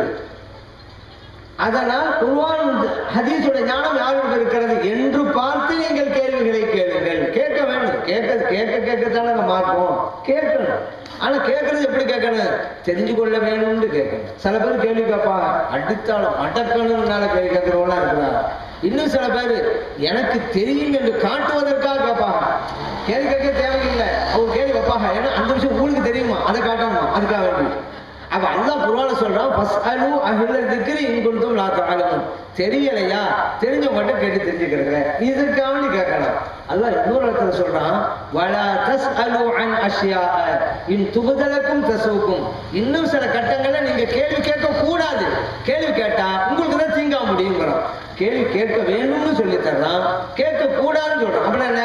தெரிந்து கொள்ளணும்னு சொன்னா தாராளமா நீங்க கேட்கலாம், வேற நோக்கத்துக்கு கேட்க கூடாது. தெளிவா தெரிஞ்சோமா? இன்னும் சில பேர் ஏதாவது கேள்வி கேட்கணுங்கிறதுக்காக வேண்டி ஒரு இமாம சந்திச்சு ஒரு கேள்வி கேட்கிறாரு. ஹஸரத், அல்லாஹ் தஆலா குர்ஆன்ல சொல்றான், சொர்க்கத்தில் என்ன விரும்பினாலும் கிடைக்குங்கிறானே, நம்ம என்ன விரும்பினாலும் கிடைக்குமா ஹஸரத் அப்படின்னு ஒரு கேள்வி கேட்கிறாரு. ஆனா அல்லாஹ் குர்ஆன்ல சொன்னது உண்மைதான். வலக்கும் ஃபீஹா மா தஷ்தஹி அன்ஃபுசுக்கும். நீங்கள் என்ன விரும்பினாலும் சொர்க்கத்தில் உங்களுக்கு கிடைக்கும். அல்லாஹ் குர்ஆன் சொல்லிட்டான். அதை வச்சுதான் ஒரு கேள்வி கேட்கிறாரு, என்ன விரும்பினாலும் கிடைக்குமா ஹஸரத்? அதை சொன்னாங்க கிடைக்கும். என்ன விரும்பினாலுமா? மறுபடியும் கேட்கிறாரு, ஆமாப்பா கிடைக்கும், அல்லாஹ் சொல்லி இருக்கிறான். அடுத்து ஒரு கேட்கிறாரு, சிகரெட் கிடைக்குமா ஹஸரத் அப்படிங்கிறாரு. ஏன்னா ஒவ்வொரு ஆளுக்கும் ஒவ்வொரு நோக்கம் இல்ல. இவருக்கு அங்க போனால் அந்த கவலை தான். ஹஸரத் கொஞ்சம் விவகாரமான ஹஸரத், அதனால விவகாரமா வேலை சொன்னாங்க. கிடைக்கும்பா, ஆனா நீ பத்த வைக்கிறதுக்கு நரகத்துக்கு தான் போகணும், அங்கதான் நெருப்பு இருக்கு அப்படிங்கிறாரு. விவகாரம் பண்றதுக்காண்டி இப்படி அல்ல, எதை வேண்டுமா? இன்னும் சில பேர் இருக்கிறாங்க, ஏதாவது கேள்வி ஒரு தாள் எழுதி வச்சு சோப்பு வச்சுக்கிட்டு அப்படியே சுத்திக்கிட்டே வர்றது, யார்கிட்ட எந்த கேள்வி கேட்கலாம் அப்படின்னு. இப்படி சில பேர் இருக்கிறாங்க. கேளுங்கள், தெரிய வேணும், தெரிந்து கொள்ள வேண்டியதுனால. அதனால அறிஞருடைய இடத்துக்கு வந்துட்டா நீங்க வரும்போது காலி பாத்திரத்தோடு வராது, வரும்போதே பாத்திரத்தை நிரப்பிக் கொண்டு வராதீர்கள். வந்து உட்கார்ந்து எல்லாம் தெரியும் என்று வந்து உட்கார்ந்தா நம்ம சொல்றது எங்க போய் விட, அதை எனக்கு எல்லாம் தெரியும் பாத்திரத்தை நிரப்பியாச்சா நம்ம சொல்ல போகாது. எனக்கு ஒன்றும் தெரியாது, எவ்வளவு தெரிந்து கொள்ள எண்ணத்துல வாங்க, காணிப்பானையோட வந்து உட்காருங்க, அப்ப சொல்றது போகும். அறிஞருடைய இடத்துக்கு வருகின்ற போது எங்கே உன்னுடைய செருப்பை கழட்டி வைக்கிறாயோ அங்கே உன்னுடைய அறிவையும் சேர்த்து கழட்டி வைத்து விட்டு உள்ளே வா. அப்பொழுதுதான் என்ன சொல்கிறாங்க புரியும். எல்லாம் தெரியும். சில பேருக்கு இன்னைக்கு கர்வம் ஆணம் எனக்கு எல்லாம் தெரியும். அதனாலதான் அவர்கள் உண்மையை புரியாமல் இன்னைக்கு இருந்துட்டு இருக்கிறாங்க. தெரிந்து கொள்ள வேண்டும், தேடல் இருந்துகிட்டே இருக்கணும். இன்னும் தெரிய வேண்டும், இன்னும் தெரிய வேண்டும். ஒரு மனிதன் நிறைய தெரியும்னு சொன்னா அவன்கிட்ட விஷயம் இருக்குன்னு நினைங்க. நான் இன்னும் எவ்வளவோ தெரியுங்க அப்படின்னு ஒரு ஆள் சொல்லிட்டா அவன் விஷயம் உள்ளான்னு நினைங்க. எனக்கு எல்லாம் தெரியும் ஒரு ஆள் சொல்லிட்டா ஒண்ணுமில்லாதான்னு நினைங்க. எல்லாம் தெரியுண்டா அவருக்கு இனிமே கற்றுக்கொள்வதற்கு வாய்ப்பே கிடையாது. எவ்வளவோ தெரிந்து கொள்ள வேண்டும். எப்ப தெரியுமா என்ன வரும்? ஒரு ஆளு கல்வி கற்க தான் இன்னும் நான் தெரிந்து கொள்ள வேண்டியது எவ்வளவு இருக்கிறது அப்பதான் வரும். அதனால தெரிந்து கொள்ள வேண்டும் மார்க்கத்தை அப்படிங்கிற எண்ணம் எல்லோருக்கும் இருக்க வேண்டும். அடுத்து இப்ப நம்ம பாங்கு சொல்றோம். பாங்கு சொல்லும் பொழுது செலவாத்து சொல்லிதான் நம்ம பாங்கு சொல்றோம். இதை சில பேர் பித்அத்துங்கிறது. நபி நாம ஸல்லல்லாஹு அலைஹி வஸல்லம் அவர்கள் பாங்குக்கு முன்னால் செலவா சொல்ல வேண்டும் சொன்னார்களா? எப்படி சொல்றீங்க? பித்அத்தாக்க அப்படிங்கிறது. ஏன்னா ஸல்லல்லாஹு அலைஹி வஸல்லம் அவர்கள் ஸலவாத்து சொல்ல சொன்னாங்க, ரைட்டு. எப்ப சொல்லணும் எப்ப சொல்லக்கூடாதுன்னு சொன்னாங்க. அப்படி சொல்லியிருந்தா, இந்தந்த நேரங்களில் சொல்லணும்னு நமக்கு சொல்லியிருந்தா, அப்படி நாம் ஸல்லல்லாஹு அலைஹி வஸல்லம் தான் இந்த நேரம் சொல்லணும்னு இருக்காங்கல்ல, அப்பதானே சொல்லணும். இந்த நேரத்துல எல்லாம் சொல்லணும் சொல்லலை இல்லை, ஏன் சொல்லணும்னு கேட்கலாம். அவங்க பொதுவா சொன்னாங்க ஸலவாத்து சொல்லுங்க. என் மேல ஒரு தடவை ஸலவாத்து சொல்றான், அல்லாஹ் அவங்க மேல 10 தடவை ஸலவாத்து சொல்றான். சரி, அல்லாஹ் கூட குர்ஆன்ல இன்னல்லாஹ வ மலாயிகத்தஹு யுஸல்லூன அலன் நபி, நிச்சயமாக அல்லாஹ்வும் மலக்குமார்களும் நபி நாம் ஸல்லல்லாஹு அலைஹி வஸல்லம் அவர்கள் மீது ஸலவாத்து சொல்றாங்க. யா அய்யுஹல்லதீன ஆமனூ, இறை நம்பிக்கையாளர்களை, சல்லு அலைஹி வஸல்லிமு தஸ்லீமா, அந்த நபி நாம் ஸல்லல்லாஹு அலைஹி வஸல்லம் அவர்கள் மீது ஸலவாத்து சொல்லுங்க, சலாமும் கூறுங்க. அல்லாஹ் சொல்லிட்டான்ல, ஸலவாத்து சொல்லிட்டான். இந்தந்த நேரங்களில் சொல்லுங்கள் என்று அல்லாஹ் சொல்லிட்டான். அந்த நேரத்துல தான் நம்ம சொல்லுவோம், வேறு நேரத்தில் சொல்ல மாட்டோம். அல்லாஹ் அப்படி சொல்லலையே, ஸலவாத்து சொல்லுங்கன்னு சொன்னானே தவிர இந்த நேரங்களில் சொல்லுங்கள் என்றும் சொல்லல, இந்த நேரங்களில் சொல்லாதீர்கள் என்று சொல்லல. அப்படியே என்ன அர்த்தம்? எந்த நேரமும் சொல்லலாம் தான் அர்த்தம். இப்ப தொழுகைன்னு இருக்கு, அதுக்கு நேரம் குறிப்பிடப்பட்டு விடு, இந்த நேரத்தில் தொழுவணும், அதனால அப்படி தொழுகிறோம். இந்த நேரத்தில் தொழக்கூடாது, சூரியன் உதிக்கும் போது, சூரியன் நடுவில் இருக்கும் போது, சூரியன் மறையும் போது, அதனால அந்த நேரத்தில் தொழுகிறது இல்லை, ஏன் தடை வந்துருச்சு. அப்படி இல்லாம தடை இல்லாம எந்த நேரத்தில் வேண்டுமானாலும் சொல்லலாம் என்றால், பாங்குக்கு முன்னாடி தான் சொல்லலாம், பாங்கு பின்னாடி தான் சொல்லலாம். பாங்கு முன்னாடி சொல்லக்கூடாதுன்னா அவன் சொல்லக்கூடாதுன்னு ஆதாரம் காட்டணும். பாருங்க அதீதத்தில் வந்திருக்கு, பாங்கு முன்னால ஸலவாத் சொல்லக்கூடாதுன்னு சொல்லி, அதனால சொல்லாதீங்கன்னு ஆதாரம் காட்டினா நம்ம நிறுத்திடலாம். சொல்ல வேண்டும் என்று இருக்கிறதா, சரி பாங்கு முன்னால சொல்ல வேண்டும் இல்ல, நிப்பாட்டி விட்டோம். ஒரு நாள் காலையில 10 மணிக்கு ஸலவாத் சொல்றாரு, அவர்கிட்ட போய் காலை 10 மணிக்கு ஸலவாத் சொல்ல வேண்டும் என்று இருக்கிறதா ஹதீஸ்ல? இல்ல, சொல்லாத. அப்ப காலையில 7 மணிக்கு சொல்றாரு, ஏதாவது ஆதாரம் இருக்கிறதா 7 மணிக்கு? இல்ல, அப்பவும் சொல்லாத. அப்போ சாயங்காலமா அசர் தொழுதுட்டு ஒரு ஆள் ஸலவாத் சொல்றாரு, அசர் தொழுதுவிட்டு ஸலவாத் சொல்ல வேண்டும் என்று இருக்கிறதா ஹதீஸ்ல? இல்ல, சொல்ல. அப்ப எப்ப சொல்றது? எந்த நேரத்தில் சொன்னாலும் ஆதாரம் இருக்குன்னு சொன்னா ஒரு மனிதன் ஸலவாத்து சொல்ல முடியாது. அதெல்லாம் எந்த நேரத்திலும் செய்யலாம். அந்த மாதிரி தான் ஒரு ஆள் தர்மம் செய்யணும், நபி நாம் ஸல்லல்லாஹு சொல்லிட்டாங்க. எந்த நேரத்தில் செய்யலாம்? ஒரு நாள் காலை 11 மணிக்கு ஒரு தர்மம் செய்யறாரு, அவரை கூப்பிட்டு காலை 11 மணிக்கு தர்மம் செய்யலாம் என்பதற்கு என்ன ஆதாரம்? தந்துவிட்டு தர்மம் செஞ்சோம்னா எப்ப போய் தர்மம் செய்யறது? தர்மம் செய்ய சொல்லிட்டா நபி நாம் ஸல்லல்லாஹு அலைஹி வஸல்லம் எப்ப வேணாலும் செய்யலாம், அவ்வளவுதான். தடை இருந்தா செய்ய மாட்டோம். இப்ப நோன்பு பிடிப்பது நபி நாம் ஸல்லல்லாஹு அலைஹி வஸல்லம் தடை செஞ்சிருக்காங்க, பெருநாள்ல நோன்பு வைக்காதீங்க அப்படி சொல்லி இருக்கிறாங்க. அய்யாம தஷ்ரீக் நாள்ல நோன்பு வைக்காதீங்க தடை செஞ்சிட்டாங்க, நம்ம நோன்பு வைக்க மாட்டோம். இது தடையே இல்லையே, இந்த நேரத்தை சொல்லணும் சொல்லக்கூடாது இல்லையே. நீங்க வாங்க அல்லாஹ் அக்பர் தானே சொல்லணும், நீங்க என்ன அல்லாஹ் சொல்லி அல்லாம வந்து ஆரம்பிக்கிறீங்க, அல்லாஹ் சொல்லும் போது வாங்க. இப்ப பிரச்சனை என்ன தெரியுமில்ல, பாங்குக்கு முன்னால் ஸலவாத்து கூடுமா கூடாதாங்கிறதா. இதுல இருந்து ஸலவாத்து பாங்கிலே உள்ளதல்ல. தெளிவா போச்சே, ஸலவாத்து பாங்கிலே உள்ளடங்கியதா இல்லையா? அதான் இப்ப விவகாரம். பாங்குக்கு முன்னால ஸலவாத் சொல்லலாமா? கேள்வியே ஸலவாத்து பாங்கு அல்லன்னு ஆகி போச்சு. அல்லாஹ் அக்பர் தான் பாங்கு, அது முன்னால சொல்லலாமாங்கிறதுதான். ஒரு ஆள் போய் நின்றுட்டார், பாங்கு சொல்ல மைக்கு போடல, அங்க நின்று சொல்றாரு, மைக்க போடுங்க அப்படின்னு சொல்லிவிட்டு அல்லாஹ் அக்பர், அல்லாஹ் அக்பர் ஆரம்பிக்கணும், நீங்க மைக்கு போடுங்கன்னு ஆரம்பிக்கிறதா சொல்றது? மைக்கு போடுங்கிறது வேற, அல்லாஹ் அக்பர் தான் பாங்கு. ஸலவாத்து சொல்றது வேற, அல்லாஹ் அக்பர் தான் பாங்கு. ஸலவாத்து அந்த நேரத்திலே சொல்வதற்கு ஆதாரம் என்று கேட்டால் வேற எந்த நேரத்தில் சொல்லலாம் என்ற ஆதாரம் தந்துட்டு நீங்க சொல்ல வேண்டாம்னு சொல்லுங்க. நாங்க கேட்கிறோம், இந்த மாதிரியா இருக்குது ஸலவாத் சொல்லணும், இங்க சொல்லுங்க, எங்க ஆதாரம். யாராவது பாங்கு முன்னால ஸலவாத் சொல்லக்கூடாதுன்னு சொன்னா அவரை பிடிச்சுக்கிறோம். நீங்க கேளுங்க, எப்ப சொல்லணும்னு சொல்லப்பா, அப்ப மட்டும் அங்க சொல்லிக்கிறோம், இப்ப நாங்க விட்டுடுறோம். யாரும் சொல்ல முடியாதுங்க. இப்ப எந்த நேரத்தில் சொல்லலாம்னா அப்படி இருக்கும்போது இவங்க எப்படி மார்க்கத்தில் எப்படி இந்த நேரத்தில் சொல், அல்லாவே சொல்லல இந்த நேரத்தில் சொல், இந்த நேரத்தில் சொல்லாதே. நபி நாம் ஸல்லல்லாஹு அவங்க சொல்லல இந்த நேரத்தில் சொல்லுங்க ஸலவாத்து, இந்த நேரத்தில் சொல்லாதீங்க.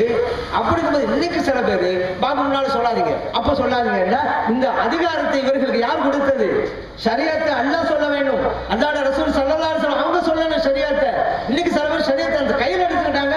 இதுதான் மிகப்பெரிய சிறுக்கு. மார்க்கம் அல்லாஹ்வுக்குரியது, சில பேர் தான் கையில் எடுத்துக்கிட்டு அது கூட இது கூட ஊழல் சொல்றது ஒரு ஆதாரம் இல்லாம நம்ம செய்யறோம். ஏன் அல்லாஹ் ஸலவாத் சொல்ல சொல்லிட்டான், இந்த நேரம் தான் சொல்லல எங்க சொல்ல அப்படின்னு சொல்றோம். நாங்க பாங்குக்கு முன்னாள் மட்டும்தான் சொல்லணும்னு சொல்றோமா? எல்லாரும் சொல்லிக்கிட்டு இருக்கோம், அந்த நேரம் சொல்றோம். அல்லாஹ் சொன்னதுனால செஞ்சுக்கிட்டு இருக்கோம். அதே போல பாருங்க, ஒரு ஆளு இறந்துட்டாரு, அவருக்கு சில நல்ல காரியங்கள்லாம் நம்ம செய்யற பழக்கம் நம்முடைய முன்னோர் காட்டி தந்தாங்க. குர்ஆன் ஹதீஸ் அடிப்படையில உள்ளதுதான். இறந்து போனவங்களுக்கு பல்வேறு நன்மைகளை நம்ம செய்யலாம், துஆ செய்யலாம். அதாவது குர்ஆன் சொல்லி காட்டுறோம், ரப்பனா ஃபிர் லனா வ லி இக்வானினல் லதீன சபகூனா பில் ஈமான்.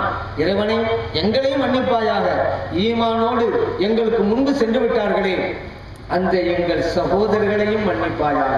இப்படி கேளுங்கிறான். அதனால இறந்து போனவங்களும் துவா செய்யலாம். அதனாலதான் நம்ம 3ஆம் பாத்திஹா, 7ஆம் பாத்திஹா, 40ஆம் பாத்திஹா, 30ஆம் பாத்திஹா, வருஷ பாத்தியா ஓதுறோம்ல. என்ன ஓதுறோம்? துவா தானே ஓதுறோம். அல்லாஹ் குர்ஆன்ல துவா சொல்லி தர்றான், துவா தான் ஓதுறோம். அடுத்து தர்மம் செய்யலாம். நபிகள் ஸல்லல்லாஹு அலைஹி வஸல்லம் அவங்ககிட்ட ஸஅத் இப்னு உபாதா ரலியல்லாஹு அன்ஹு வர்றாங்க. யார சொல்லலாம், நான் வெளியூர் போயிருந்தேன், என் தாயார் வஃபாத் ஆயிட்டாங்க, அவங்களுக்கு இப்ப நான் தர்மம் செய்யும் நினைக்கிறேன், நான் தர்மம் செஞ்சா என் தாயாருக்கு போய் சேருமா? நபிகள் ஸல்லல்லாஹு அலைஹி வஸல்லம் சொன்னாங்க, தர்மம் செய்யுங்க, உங்க தாயாரை போய் சேரும். புகாரிலே பதிவு செய்யப்பட்ட ஹதீஸ். இந்த ஹதீஸ் இன்னும் தெளிவாக அபூதாவுதில் வருகிறது. இந்த சாமி கேட்கிறாங்க, ஐயு சதகத் அஃதல், தர்மம் செய்யலாம்னு ஸல்லல்லாஹு சொன்ன உடனே எந்த தர்மம் சிறந்தது யார சொல்லலாம்? நபிகள் ஸல்லல்லாஹு அலைஹி வஸல்லம் சொன்னாங்க, அல் மா, தண்ணீர்னாங்க. அதனால ஸஅத் இப்னு உபாதா ரலியல்லாஹு அன்ஹு அவர்கள் ஒரு கிணற்றை தோண்டி, ஹாதிஹி லி உம்மி ஸஅதின், இந்த கிணற்றை என் தாயாருக்கு வக்ஃப் செஞ்சிட்டேன். அபூதாவிலே பதிவு செய்யப்பட்டது. இப்ப தர்மங்கள் செய்யலாம். அப்ப நம்ம 3ஆம் பாத்தி 7ஆம் பாத்தி வரும்போது சோறு ஆக்குறோம், உறவினர்களை கூப்பிடுறோம், நண்பர்களை கூப்பிடுறோம், ஏழைகளை கூப்பிடுறோம், தர்மம் கொடுக்குறோம். ஏன்னா தர்மத்தில் சிறந்தது அந்த சோறு கொடுக்கிறது தான். சொல்லுவாங்கல்ல, தானத்தில் சிறந்த தானம் அன்னதானமாக. நபிகள் ஸல்லல்லாஹு அலைஹி வஸல்லம் தர்மம் செய்யணும்னா அந்த தர்மம் அங்க செய்யறோம். அதே போல நபிகள் ஸல்லல்லாஹு அலைஹி வஸல்லம் அவர்கள் இந்த நோன்பு பிடிக்கலாம் அப்படின்னு இருக்கிறாங்க. அதுவும் புகாரி பதிவு செய்யப்பட்டிருக்கு. அதே போல இறந்து போனவர்களுக்கு ஹஜ்ஜி கடமையாக இருந்தால் ஹஜ்ஜும் செய்யலாம்னாங்க. அதுவும் புகாரி பதிவு செய்யப்பட்டிருக்கு. அப்படி பார்த்தா இறந்து போனவங்க இந்த காரியத்தெல்லாம் செய்யலாம்னு தெரிஞ்சு கொள்றோம். அதே போல நபிகள் நாயகம் ஸல்லல்லாஹு அலைஹி வஸல்லம் சொல்றாங்க, இக்ராஉ யாஸின் அலா மௌதாக்கும், உங்களில் மரணித்தவர்களுக்கு யாஸின் சூராவை ஓதுங்கள். அபூதாவுல பதிவு செய்யப்பட்டிருக்கு, இப்னு மாஜாஹ்ல பதிவு செய்யப்பட்டிருக்கு, அஹ்மதிலே பதிவு செய்யப்பட்டிருக்கிறது. மேலும் நபிகள் ஸல்லல்லாஹு அலைஹி வஸல்லம் சொல்றாங்க, மன் கரஅல் குர்ஆன வஅமில பிஹி, ஒரு ஆளு குர்ஆன் ஓதுறாரு, அதன் பிறகு நடக்கிறாரு, அவருடைய தாய்க்கும் தந்தைக்கும் கிரீடம் அணிவிக்கப்படுகிறது. அபூதாவுல பதிவு செய்யப்பட்டிருக்கு, அஹ்மதிலும் பதிவு செய்யப்பட்டிருக்கு. இப்ப நம்ம பாக்குறோம், பிள்ளைகள் வந்து குர்ஆன் ஓதுறாங்க, அவன் தாய்க்கு கிரீடம், தந்தைக்கு கிரீடம். பிள்ளை ஓதுகிறார், அந்த நன்மை போய் சேருகிறது பெற்றோர்களுக்கு. அதனாலதான கிரீடம். இல்ல வாப்பா உம்மா எல்லாரும் தானே வாப்பா அம்மா இருக்கிறாங்க, எல்லாருக்கும் இந்த சிறப்பு இல்லையே. ஆனா எந்த பிள்ளை குர்ஆனை ஓதுகிறதோ அந்த பிள்ளையின் தாய்க்கு தந்தைக்கு தான் கிரீடம். அப்படியானால் இந்த குழந்தை ஓதுகிறது, நன்மை தாய் தந்தைக்கு சேருகிறது. நபிகள் ஸல்லல்லாஹு அலைஹி வஸல்லம் கற்றுத் தர்றாங்க. அதனாலதான் நம்ம வந்து யாசின் ஓதுறோம், குர்ஆன் ஓதுறோம். எல்லாம் நபிகள் ஸல்லல்லாஹு அலைஹி வஸல்லம் செய்ய சொன்னதை தான் நம்ம செய்யறோங்க. குர்ஆன் ஓத சொன்னாங்க, யாசின் சொன்னாங்க, நம்ம செய்யறோம். அதே போல தர்மம் செய்ய சொன்னாங்க, செய்யறோம். அதே போல துஆ ஓத சொன்னா அல்லாஹ் குர்ஆன் சொல்லி காட்டா செய்யறோம். இப்போ சில பேர் கேட்பாங்க, நபிகள் ஸல்லல்லாஹு அலைஹி வஸல்லம் அவருடைய குடும்பத்துல எத்தனை பேர் வஃபாத் ஆனாங்கல்ல, அவங்கள யாராவது ஒருவருக்கு நபிகள் ஸல்லல்லாஹு அலைஹி வஸல்லம் குர்ஆன் ஓதுனாங்களா? அப்படி எப்பவுமே இந்த நல்ல காரியத்தை தடுக்கிறதுக்கு இப்படி சில யுக்திகளை கையாடுறது. இப்ப நபிகள் ஸல்லல்லாஹு குடும்பத்தை எவ்வளவு பேர் வஃபாத் ஆனாங்க, நபிகள் ஸல்லல்லாஹு அலைஹி வஸல்லம் யாருக்கும் குர்ஆன் ஓதலைங்க. நல்லதுன்னு சொன்னா அவங்களும் ஓதிருப்பாங்கன்னாங்க. அப்படி சில இளைஞர்களுடைய அறியாமை பயன்படுத்துறது. இப்ப நான் கேட்கிறேன், நபிகள் ஸல்லல்லாஹு அலைஹி வஸல்லம் குடும்பத்தினருக்கு குர்ஆன் ஓதுனார்களா என்று கேட்கிறீங்களே. நபிகள் ஸல்லல்லாஹு அலைஹி வஸல்லம் ஒரு குடும்பத்திற்கு வஃபாத் ஆனாங்க, அவர்கள் யாராவது ஒருவருக்கு நபிகள் ஸல்லல்லாஹு அலைஹி வஸல்லம் அவர்கள் தர்மம் செஞ்சாங்களா? ஆதாரம் காட்டுங்க. ஆனா அவங்க இப்படி சொல்றவங்ககிட்ட இறந்து போனவங்களுக்கு தர்மம் செய்யலாமான்னு கேட்க, அது செய்யலாம், குர்ஆன் ஓதக்கூடாது. குர்ஆன் ஓதுகிறதிலிருந்து முஸ்லிம்களை தடுக்கணும். அதுக்கு என்னதான் இதுக்கானாலும் ஓதாத, அதுக்காக இந்த திட்டம். உண்மையிலே நபிகள் ஸல்லல்லாஹு அலைஹி வஸல்லம் செஞ்சாதான் நாங்க செய்வோம் என்றிருந்தால் தர்மத்துக்கு அந்த நிலைப்பாட்டை மேற்கொள்ள வேண்டுமா இல்லையா? நபிகள் ஸல்லல்லாஹு அலைஹி வஸல்லம் அவருடைய குடும்பத்தில் யாருக்கும் தர்மம் செய்தார்கள் இறந்து போனவர்களுக்கு ஒரு ஆதாரம் கிடையாது. இப்படி சொல்லக்கூடியவங்க குர்ஆன் ஓதாதுன்னு சொல்றோம். நீங்க ஒரு கேள்வி வைங்க, இறந்து போனவங்களுக்கு ஹஜ்ஜி செஞ்சாலாமா அப்படி கேட்க, அது செய்யலாம். கேளுங்க, நபிகள் ஸல்லல்லாஹு அலைஹி வஸல்லம் அவங்க குடும்பத்தை யாராவது ஒருவருக்கு இறந்து போனவங்களுக்கு ஹஜ்ஜி செஞ்சிருக்காங்களா? கேளுங்க. இல்ல. அப்ப நீங்க இது மட்டும் ஒப்புக்கொள்றீங்க. சரி, இறந்து போனவங்களுக்கு நோன்பு வைக்கலாமா? அது நோம்பெல்லாம் வைக்கலாம். நபிகள் ஸல்லல்லாஹு அலைஹி வஸல்லம் அவங்க குடும்பத்துல யாராவது இறந்து போனதுக்கு பின்னால் நோன்பு வச்சாங்களா? ஆதாரம் இருக்குதா? இல்ல. அப்ப அதை ஒப்புக்கொள்றீங்க. ஏங்க, தர்மத்துக்கு, நோம்புக்கு, ஹஜ்ஜுக்கு நபிகள் ஸல்லல்லாஹு அலைஹி வஸல்லம் செய்யாவிட்டாலும் அதை நம்ம செய்யலாங்கிறாங்க. குர்ஆனுக்கு மட்டும் நபிகள் ஸல்லல்லாஹு அலைஹி வஸல்லம் ஓதுனாங்களா, நீங்க ஓதுறீங்க அப்படிங்கிறது. அப்ப நோக்கம் என்ன? குர்ஆன் ஓதுவதிலிருந்து தடுக்கிறது தான். இந்த ஒரு அளவுகோலை மேற்கொண்டால் நீங்க என்ன செய்யணும்? நபிகள் நாயகம் ஸல்லல்லாஹு அலைஹி வஸல்லம் அவங்க குடும்பத்தினருக்கு யாருக்கும் குர்ஆன் ஓதல, ஆக ஓதாதீங்க. அதே போல நபிகள் நாயகம் ஸல்லல்லாஹு அலைஹி வஸல்லம் குடும்பத்தினருக்கு யாருக்கும் தர்மம் செய்யல, தர்மம் செய்யாதீங்க. யாருக்கும் ஹஜ் செய்யல, ஹஜ் அப்படி சொல்லியிருந்தா ஏதோ ஒரு வகையில ஒரு நிலைப்பாட்டில் இருக்கிறாரு. மார்க்கத்தை புரியாவிட்டாலும் ஒரு நிலைப்பாடு இருக்குன்னு அர்த்தம். இதுவெல்லாம் நபிகள் நாயகம் ஸல்லல்லாஹு அலைஹி வஸல்லம் செய்யாவிட்டாலும் செய்யலாம். குர்ஆனை மட்டும் நபிகள் நாயகம் ஸல்லல்லாஹு அலைஹி வஸல்லம் செஞ்சாங்களா கேட்பாங்களா? இல்லைன்னு புரிஞ்சுக்கிறங்க. அப்ப என்ன உண்மை நோக்கம் என்ன? குர்ஆன் ஓதுறதிலிருந்து முஸ்லிம்களை தடுக்கிறதே தானே. இதை விட்டா வேற என்ன காரணம் இருக்குது? சரிங்க, ஹதீஸ்னா என்ன? ஹதீஸ் பின்பற்றணும்ல. அல்லாஹ் குர்ஆன் சொல்லிட்டாங்க, அத்தீவுல்லாஹ் அல்லாஹ் வழிபட்டு நடங்க, வத்தீஉர் ரசூல் இறை தூதர் ஸல்லல்லாஹு அலைஹி வஸல்லம் அவர்கள் வழிபட்டு நடங்கன்றான். அல்லாஹ்வுடைய ரசூல் ஸல்லல்லாஹு அலைஹி வஸல்லம் வழிபட்டு நடக்கனா என்ன? அவங்களோட ஹதீஸ் பிரகாரம் நடக்கணும். ஹதீஸ்னா என்ன? இப்படி சொல்லக்கூடாதுன்னு நீங்க கேட்கலாம். ஹதீஸ்னா என்னன்னு கேளுங்க, ஒரு விளக்கம் சொல்லுவாங்க. முஹத்தீஸ்கள் சொன்ன விளக்கம் தான் அது. கவுலுன் நபி ஸல்லல்லாஹு அலைஹி வஸல்லம், நபிகள் நாயகம் ஸல்லல்லாஹு அலைஹி வஸல்லம் சொன்னது. ஃபிஅலுன் நபி ஸல்லல்லாஹு அலைஹி வஸல்லம், நபிகள் நாயகம் ஸல்லல்லாஹு அலைஹி வஸல்லம் அவர்கள் செய்தது. வ தக்ரீருன் நபி ஸல்லல்லாஹு அலைஹி வஸல்லம், நபிகள் நாயகம் ஸல்லல்லாஹு அலைஹி வஸல்லம் அவர்கள் அங்கீகாரம் வழங்கியது. இதுதான் ஹதீஸ். நபிகள் நாயகம் ஸல்லல்லாஹு அலைஹி வஸல்லம் சொன்னது ஹதீஸ் தானே. செஞ்சா தான் செய்வோம். அவங்க குர்ஆன் ஓதலையில ஓத மாட்டோம். அவங்க ஓதுனா தான் ஓதுவோம்டா. நபிகள் நாயகம் ஸல்லல்லாஹு அலைஹி வஸல்லம் செய்ததை மட்டும் தான் நாங்கள் பின்பற்றுவோம் என்று தானே சொல்ல வருகிறார்கள். ஹதீஸை ஒரு பகுதியை பின்பற்றுவோம், இன்னொரு பகுதியை பின்பற்ற மாட்டோம் என்று தானே வாதிடுகிறார்கள். ஹதீஸை பின்பற்ற முடிவுக்கு வந்துட்டா நபிகள் நாயகம் ஸல்லல்லாஹு அலைஹி வஸல்லம் சொன்னாலும் செய்வோம், செய்தாலும் செய்வோம். நம்ம அப்படிதான் ஸல்லல்லாஹு அலைஹி வஸல்லம் யாசர் ஓதுனான்ட்டாங்கல்ல, அவங்க ஓதுனாங்களா இல்லையாங்கிறது இல்ல, ஓதுனான்ட்டாங்கல்ல ஓதுவோம். ஏன்? அவருடைய சொல்லும் ஹதீஸ், அதை பின்பற்றுவோம். ஆனா இவங்க என்ன செய்யறது? செஞ்சாதான் பின்பற்றுவோம். அப்ப ஹதீஸில் ஒரு பார்ட், ஹதீஸில் ஒரு பார்ட்டை மட்டும் பின்பற்றுவோம், செஞ்சா செய்வோம். சொன்னது அப்ப என்ன செய்யறது? அது ஹதீஸ் இல்லையா? அல்லாஹ் ஹதீஸை பொதுவாக தான் அல்லாஹ்வுடைய ரசூலை பின்பற்ற சொன்னா, அவங்க செஞ்சதை பற்றி செய்யுங்க அல்லாஹ் சொன்னா. இதுல இருந்து புரிஞ்சு கொள்ளலாம். ஹதீஸை பின்பற்றுகிறோம் என்று மூச்சுக்கு 300 தடவை வெறும் வார்த்தைகளால் சொல்வதல்ல, வாழ்க்கையில் காட்ட வேண்டும். இன்னைக்கு நம்ம முஸ்லிம்களா செஞ்சுக்கிட்டு இருக்கோம். நபிகள் நாயகம் ஸல்லல்லாஹு அலைஹி வஸல்லம் சொல்லிட்டா செய்வோம், அவங்க செஞ்சாலும் செய்வோம். அப்படித்தான் நாம் செய்து கொண்டிருக்கிறோம். அவர்கள் அங்கீகாரம் வழங்கினாலும் அதையும் நாம் செய்வோம், செய்து கொண்டுதான் இருக்கிறோம் அப்படிங்கிறதையும் நாம் மனதிலே பதிவு வைப்போம். அடுத்ததாக இந்த சில தர்காக்களை பார்க்கலாம். தர்காக்களை தியானம் கட்டுறாங்க. கபரு உயரமா இருக்குது, இப்படி உயரமா வைக்கலாமா? ஏன்னா சில பேர் கபரு தரமாட்டமாக்குங்க அப்படிம்பாங்க. அதுக்கு சம்பந்தமே இல்லாத ஒரு ஹதீஸ். வலா கபரன் முஷ்ரிஃபன் இல்லா சபைத்தா என்ன மேலாம் ஸல்லல்லாஹு அலைஹி வஸல்லம் அவர்கள் சொன்ன ஹதீஸ் முஸ்லிம்ல இருக்கிறது. எந்த கபரை பார்த்தாலும் தரைமட்டமாக்கி விடும் என்று சொன்னாங்க. அதுவே தப்பான அர்த்தம். தரைமட்டம் அர்த்தம் இருக்குது, சவ்வா எல்லாம் ஒழுங்குபடுத்துதுன்னு அர்த்தம். குர்ஆன்ல எத்தனை இடங்கள்ல சவ்வாங்கிற வார்த்தை வருது, ஒழுங்குபடுத்துதுங்கிறது. ஏன்னா அதிக உயரம் இருக்கக்கூடாது. எதுவுமே நடுநிலை. நம்ம மார்க்கம் எதுவுமே நடுநிலை. அதிக உயரத்தில் வைக்க கூடாது, தரையோட தரமட்டம் ஆக்கக்கூடாது. தரமட்டம் ஆக்கிவிட்டேன்னு வச்சுக்கிறோங்க. ஒரு கபரு தரமட்டம் ஆகியாச்சு. கபர் இருக்கிறது தெரியுமா? கபர் இருக்கிறது தெரியாது.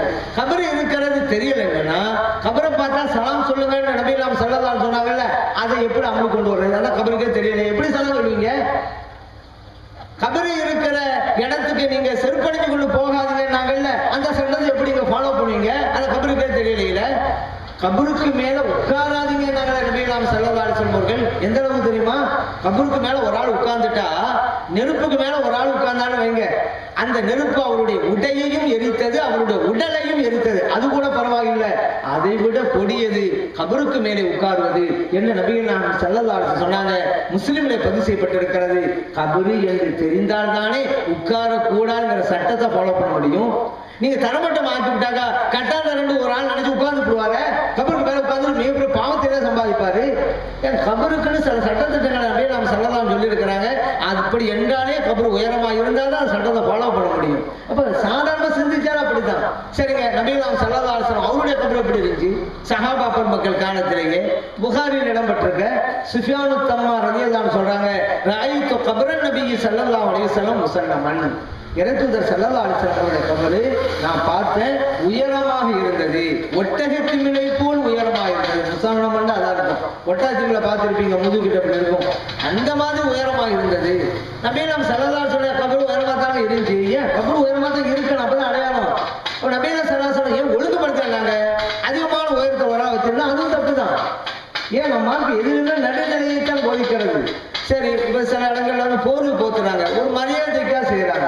நபிகள் ஸல்லல்லாஹு அலைஹி வஸல்லம் அவருடைய கபரிலும் சிவப்பு நிறம் கொண்ட போர்வை வைக்கப்பட்டது. கதீஃபத்துன் ஹம்ரா, சிவப்பு நிறம் கொண்ட போர்வை நபிகள் ஸல்லல்லாஹு அலைஹி வஸல்லம் அவருடைய கபரிலே வைக்கப்பட்டது. முஸ்லிமிலே பதிவு செய்யப்பட்ட ஹதீஸ். கபருக்குள்ளேயே வைக்கப்பட்டது அவங்களுக்கு. இப்ப நம்ம கபருக்கு மேல போறோம் மரியாதை நிமித்தமாக. அதனால இதுவெல்லாம் மார்க்கத்தில் ஆகுமானது. ஒருவனா செய்யலாம், சாப்பிடலாம். அதை போய்கிட்டு சிறுக்கு பிஜாத்துன்னு சொல்லி, சிறுக்குண்டா என்ன பிஜாத்துனா என்ன அப்படின்னு புரியாம சில பேர் இருக்கிறாங்க. ஏன்னா எந்த இடத்துல எந்த அர்த்தத்தை வைக்கணுங்கிறது சில பேருக்கு இன்னைக்கு புரியலையில. அதனால வந்த வேலைதான். ஒரு இந்த மனைவியை கூப்பிட்டாரு, இந்த பாயாசம் நீங்க ஆசையா இருக்கு, கொஞ்சம் செஞ்சுதான் அப்படின்றாரு. அந்த அம்மாவும் அடுப்பாங்கிற கிச்சனுக்கு போயிருச்சு.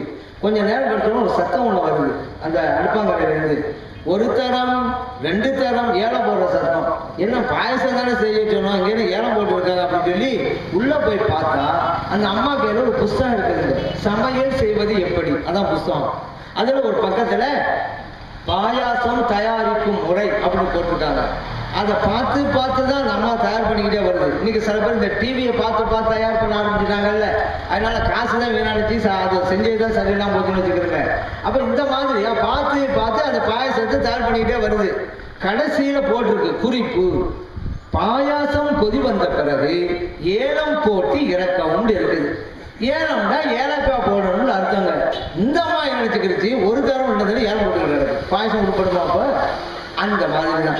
அப்ப உன்னை பார்த்து படிச்சா எந்த இடத்தில் என்ன பொருள், சவ்வா என்ற வார்த்தை இருக்கிறதுங்கிறதுனால அத்தனை மட்டும் அப்படியா, அந்த சவ்வாக்கு என்னென்ன மீனிங் இருக்கிறது, இங்க எந்த பொருந்தும் அப்படி பார்க்கணும். அதனால ஒழுங்குபடுத்துங்கிற மீனிங் தான் அங்க கொடுக்கணும். இது ரொம்ப தெளிவாக இருக்கிற விஷயங்கள் தான். சாதாரண